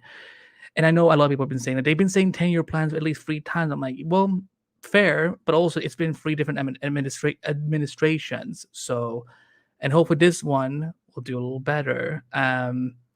Let's go through the chat. Unless you want something you want to say. Oh no, you mentioned that you wanted to feel safe. I wanted to feel valued as a customer and as a fan. I feel like a lot of times when I log in to Twitter for the Supergirl radio account and I see things popping up in the feed, it sounds like Warner Brothers thinks that I'm a terrible person and I should not have anything to do with anything, and that they don't care about me and I'm the villain of their story. That's what they think about me as someone who enjoyed the Snyderverse. I don't want this new DC regime to consider me a villain of theirs. I would feel better if they valued me as a customer, as a paying customer. I spent a lot of money. If I had to calculate it, it would be too much to mention. I spent so much money on DC products from the time I was 9 years old. I am a paying customer, and they should treat me as such. And I hope that the new people who run Warner Brothers Discovery starts treating fans a little better. It sounds like that one of their goals is to treat the creative people and the filmmakers better. And I think that should also extend to the fans. I think fans are the people who keep them in business. If we don't go see their films, if we don't buy their Blu-rays, if we don't buy their merch, they don't make any money. And I think that if they really wanted to improve things with their brand and their IP, they need to make it right with the fans. And so I think that should be priority number one for them, is they should make things right with the creative side and with the people who are buying their products. So you want to feel safe, I want to feel valued. If our microphones weren't wired or like attached, that would have been a mic drop moment, 100%. There you go. Now let's go through some comments quickly before we wrap it up. And everyone, thank you so much for showing up tonight and joining us on this. Justin Shields wants to ask Rebecca, did you like the Batman? So, Justin, I have actually not watched the Batman. That's a personal decision for me. And maybe this will change in the future after things, happen with Warner Brothers Discovery. But because of the way that they have treated me as a fan, I'm trying not to go see some of their stuff. That's just a personal thing for me. The only reason I would go see The Flash is to cover the Supergirl aspect of it. Same thing for DC League of Super Pets. I went to go see that because we covered it for Supergirl Radio. But everything else, like, I may not go see Black Adam. So it just depends on if things change with the regime. And that doesn't mean that, if they restore the Snyderverse, then I'll go see their stuff again. If things start to feel better where it seems like things are moving in a positive direction, no matter if it's the Snyderverse or not, then maybe I'll give the Batman a shot. I hate it because I've loved Batman since I was 9 years old, and Batman was the first superhero that I loved. It made me love film. Batman 89 made me love film. And so for me not to see something that has Batman in it is tough. And I'm sure it's a great film.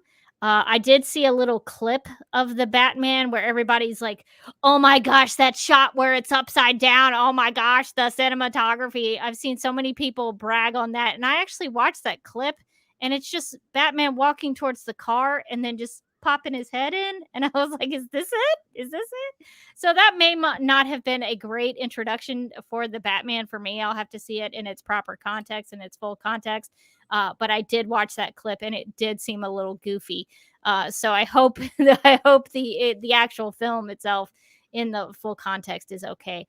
But yeah, I don't know. Maybe sometime down the line I'll watch the Batman, but for right now I'm voting with my dollars, There you as you go. might say. Triple X said, "I'm so mad about Batgirl and Supergirl. And do you think they will keep Blue Beetle and Stargirl? Blue Beetle, so far it's safe. Stargirl, if you watch season 3 Wednesday nights, 8/7 Central, starring Mr. Bones, then maybe we'll get a season 4.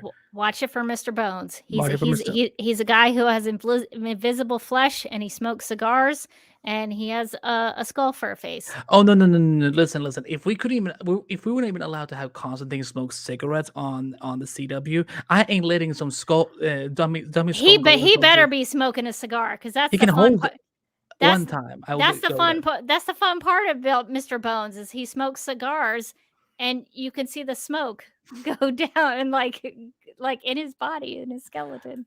Triple Okay, X is that's weird. I'm also sorry. so fine. It's fine. I can't wait for the character spotlight. I feel like DC has better characters than Marvel, and yet I love Marvel. Yeah, I get that. Triple X. It's like That's just a fact. Just a Mind the fact. Gap says, I'm worried about the animation department, and on an honorary note, AAV wrestling on TBS and TNT. Yeah, there was wrestling. I can't remember if wrestling was recently on TBS and TNT, but they have a history of having wrestlers. When I worked at Turner, I worked at the Techwood campus in Atlanta, which is across the street from Georgia Tech, and I've heard stories from the people I used to work with about how they would walk, around the campus, because it's a big campus, multiple buildings, and they would see wrestlers just walking around the campus. So you might be at work and see, I don't know, Macho Man Randy Savage or something. So I've heard stories about that. So I don't know exactly how recent the wrestling stuff is from TBS and TNT. The animation department, though, I think is probably okay. I saw Warner Animation Group on that slide that you put up from the call. So I think Warner Animation is probably okay. let's see. Kenny Carley said is definitely very upset, wondering what's going on with the DC brand of Warner Discovery, upset about canceling Legends Tomorrow and Batgirl, and now there's concern about Titans, which I understand. Um, it's okay, Kenny. It's okay to be frustrated. I get it. I agree. I'm glad Supergirl and The Flash got to finish their shows on their own terms. Um, I agree. Triple X thinks that HBO Max is one of the best streaming services there is. I hope that the Warners will see, even whatever it's going to be called afterward. I hope they just see its value. Um, let's see. Silhouette Animator says, I get the feeling they want to expand the DC in its current form rather than do a massive reboot, and the Arrowverse and non-DC EU shows like Titans and Doom are just going to get the plug pulled on them. But see, this is what I don't like, is that the Arrowverse is, you could just move over the Arrowverse to the CW, like start the next phase of shows, like, Superman Lois and Stargirl. That's just Do you something mean move them over to HBO Max? no, because I don't think that's ever gonna happen. I think whenever those shows will run as CW shows, and then they will end as CW shows, and then they will stream on HBO Max. I don't. I think I would not understand why they would even do it. At this point, to move it over, and also because if Superman is supposed to become this big focus again on the big screen, I feel Super Lois could possibly, like, it has its run and then it ends and then it keeps streaming on HBO Max. But you could, I think, like, for example, like an Excess and Impulse spin-off from The Flash on HBO Max could be great. New look, kind of, have 10 episodes, and just maybe have that same approach they do with HBO Max DC shows like Titans and Doom Patrol, where, like, again, I just want to get away from the CW at this point, and that's what I would prefer. But I don't know. I think canceling everything, because the thing is, like, that goes against what I think David Zaslav is trying to say. There being something for everyone. Still, an animator that is said by just canceling the Arrowverse and non-DCU shows, like, and first of all, because I also consider that Titans and Doom Patrol as part of the Arrowverse because they were in Crisis. Again, Arrowverse, multiverse. We can say it. We can, like, it doesn't have to be on the same Earth. Kara was on Earth 38 for 5 seasons, and so yeah, they gave Pennyworth a stupid new names at Triple X. That was, I saw that. why would they do that? Like, Penny, just call it Pennyworth. Like, you can have it, like, market as, like, the Origins of Batman's Butler, but if that's like the title credits every episode, that's dumb. They're trying to get people who know Batman but don't know anything else. But I agree, it's a stupid title. Pennyworth is a way cooler TV show title. Del Washington says that he will begrudge them for both of us about, I think it was about Batgirl. Let's see, what else are people saying? Oh, I think this was for you, Rebecca, from Silver Animated. You were talking about the Batgirl dialogue. Was it Batwoman level dialogue? I mean, what I saw could have not been correct. It could have been, rumor or something like that. But it was not. If that was the actual dialogue from the film, I don't particularly find it to be good writing. I guess I'll just say that. I I only saw like 2 episodes of Batwoman, but the 2 episodes I saw like early on in season 1, I thought were actually pretty good. So I don't know how the dialogue might have changed throughout the seasons, but I'm trying not to make too many judgments on the quality of the Batgirl uh movie because I didn't see it, and B, we're probably never going to see it. So I Yeah. should only judge it if I watched it. So I can Yeah. only speak to that. And I have no way. I haven't seen any of that, so I'm not sure. Kenny Carley says a to the amen. Well said, Rebecca. I think, well, you can say that about anything she usually says. Talking about core TV. Mind the Gap says, I just don't see the future bosses in this money budgeted wanting to split up Batman or Superman like the past. Yeah, if I was David Zaslav, you make World's Finest. Like, do like, let's say if they do a Batfleck movie and another Henry Cavill movie, and then you can do a World's Finest movie again. But they team up, and they can, I don't know, punch Metallo and Clayfish or something. I think there's, so much fun too. There's so many villains they could go up against. And let's see what else is saying. Some people are like Triple X is saying, I think either Greg Blaney or James Gunn. I mean, if that's what you prefer, that's fine. If I had to pick between Berlanti or James, I would probably great. You know, I remember what the point I was going to make before. Remember when you and I talked about that they should have like a board of like a committee of folks. Um, I think Berlanti is that perfect figure of like he's very knowledgeable in DC Comics, and he also knows just about the makings of TV, and he has done films. You know, I mean, I want to give him credit for that. And so, but like, I wouldn't make him like the Kevin Feige. I would make him like their multimedia person of like, well, here's how I would probably translate some of these stories from like because he was a huge Flash comic book fan going when he was growing up. Like maybe he finds he could consult on things like that. I don't know if I want him to boss over DC films like Kevin Feige or Walter Hamada, but I think he could be like a good one factor person. And then you have someone like who is good with finance, someone who's good with analytics and stuff like that to make DC universe the best it could be. I just don't think it should just be one person, because the thing is, like, I know everyone keeps gushing about everyone and their mothers keep gushing about Kevin Feige, but you all know that he doesn't make all of these decisions on his own. Like, it's physically impossible. I don't know if you want to add anything to that, Rebecca, but it's just like there is people behind Kevin Feige that works with him. Yeah, I was reading an article about the visual effects industry this Mhm. week and how specifically Marvel was really burning out all of these visual effects houses because it's just so much work. And they talked about how Kevin Feige would come to them with notes that were brought to them from a committee of people who were giving him notes to pass along to the visual effects people. So he answers to people too. So it's not like he's doing this all on his own.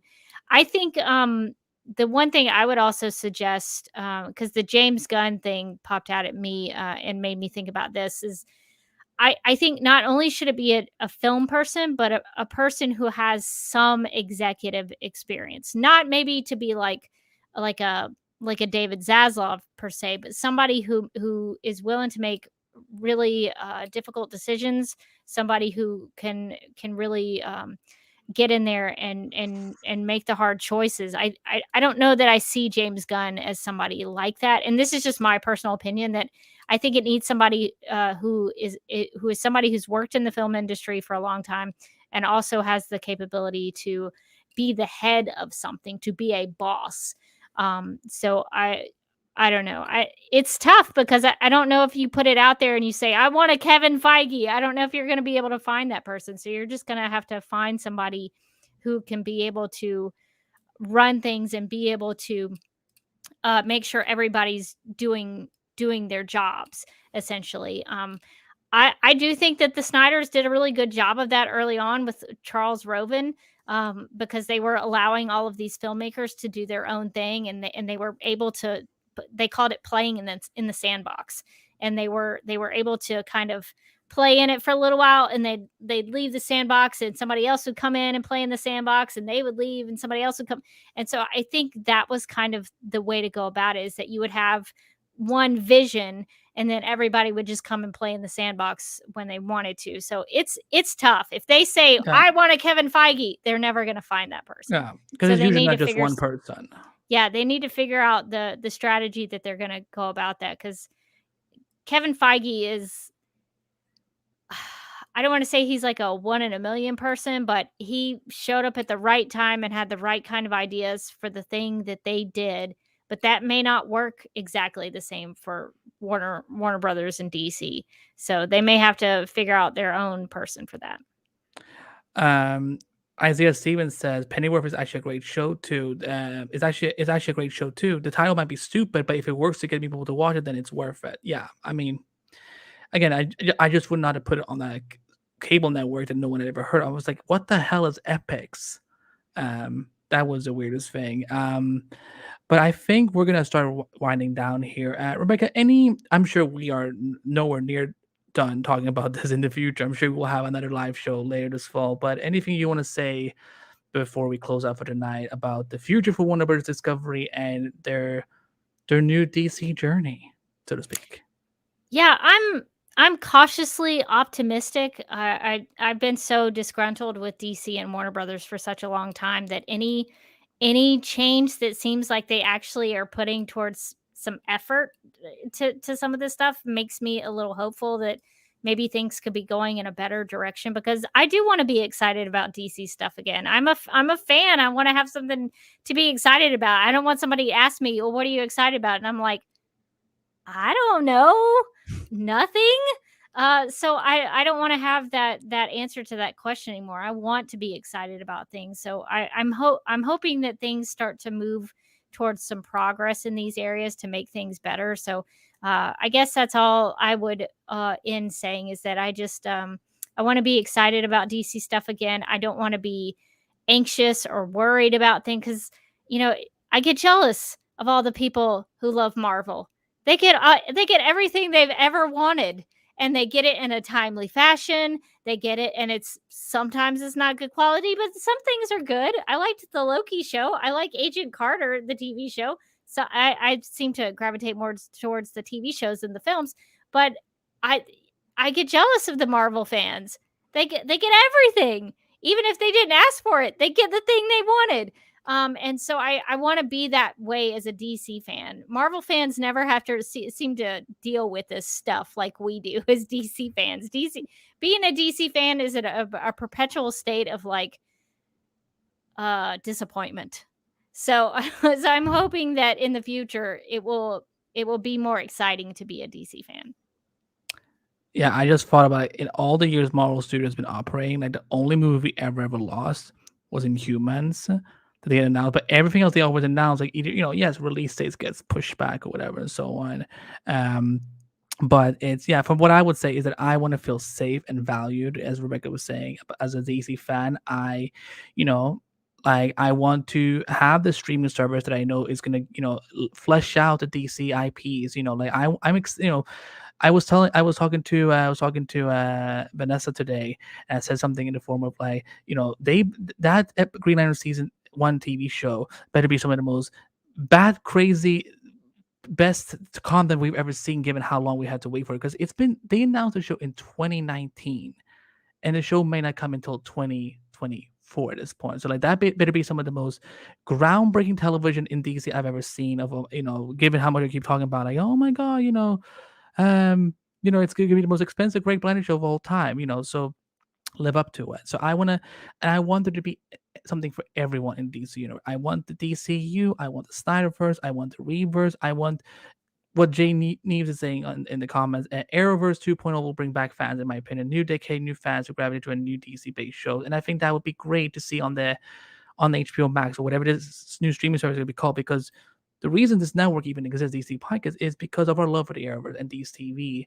And this year was, again, this was our red wedding, and we didn't even get to see it on TV. It was just getting announcements after announcements after announcements after announcements, and it was just not great. So I want to feel safe and valued as a DC fan, and I want it to be something for everyone. Like, yes, I want Jungle season 5 to happen. I want Titans and Doom Patrol to have another season. I want Super Low to, like they should get the respect it deserves by not getting these randomized hiatuses. I want the Flash season 9 to be the best final season we've ever seen for the Arrowverse. I want to see the Snyderverse finally get to be complete, and if we get more of that, wonderful.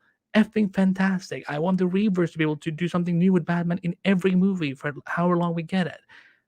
I want the DC universe to thrive. I want us to win. I want, like, yes, what Rebecca was saying. Like, I think I love Marvel a little bit more than she does, maybe. But I agree. It's like I love Spider-Man. Spider-Man is amazing. I love Spidey. It's phenomenal, spectacular, even amazing. Some would say, but when I look at that Hall H presentation for Comic-Con for Marvel Studios, we need to get that again. We haven't had that kind of hype since, well, I mean, you can see on my YouTube channel, the BBS announcement that just, again, like that announcement alone, which is a silver logo of the world's finest logo, it won Hall H. Marvel, like whatever, I think it was Phase 2 or whatever, they were not the primary focus in the press that week. That's how I want to get excited again for DC and feel safe and valued. And that's going to be it for this week's episode of the Flash Podcast. Me and Rebecca will likely come together again later this fall when more madness is likely broken out, because it's always darkest before the dawn, said a great district attorney before he got two-faced. But I'm horrible. But yeah, thank you so much for tuning in, for all the questions and comments. Rebecca, if people don't want, if they don't know about Supergirl Radio, please tell them where they can find you and Supergirl Radio, what that is, and what is coming up for the podcast. As we, you guys always have things go. You guys are always live every Tuesday. Every Tuesday night at 9 p.m. Eastern on youtube.com/DCTV podcast. If you're watching the live stream that we're doing right now, this channel is where we broadcast and live stream Supergirl Radio every week. Supergirl Radio is a podcast about all things Kara Zor-El and everything related to the CW TV series and the character. So we try to talk about everything. If it has something to do with Supergirl, we talk about it. So all of our episodes always have to have some connection to the character of Supergirl.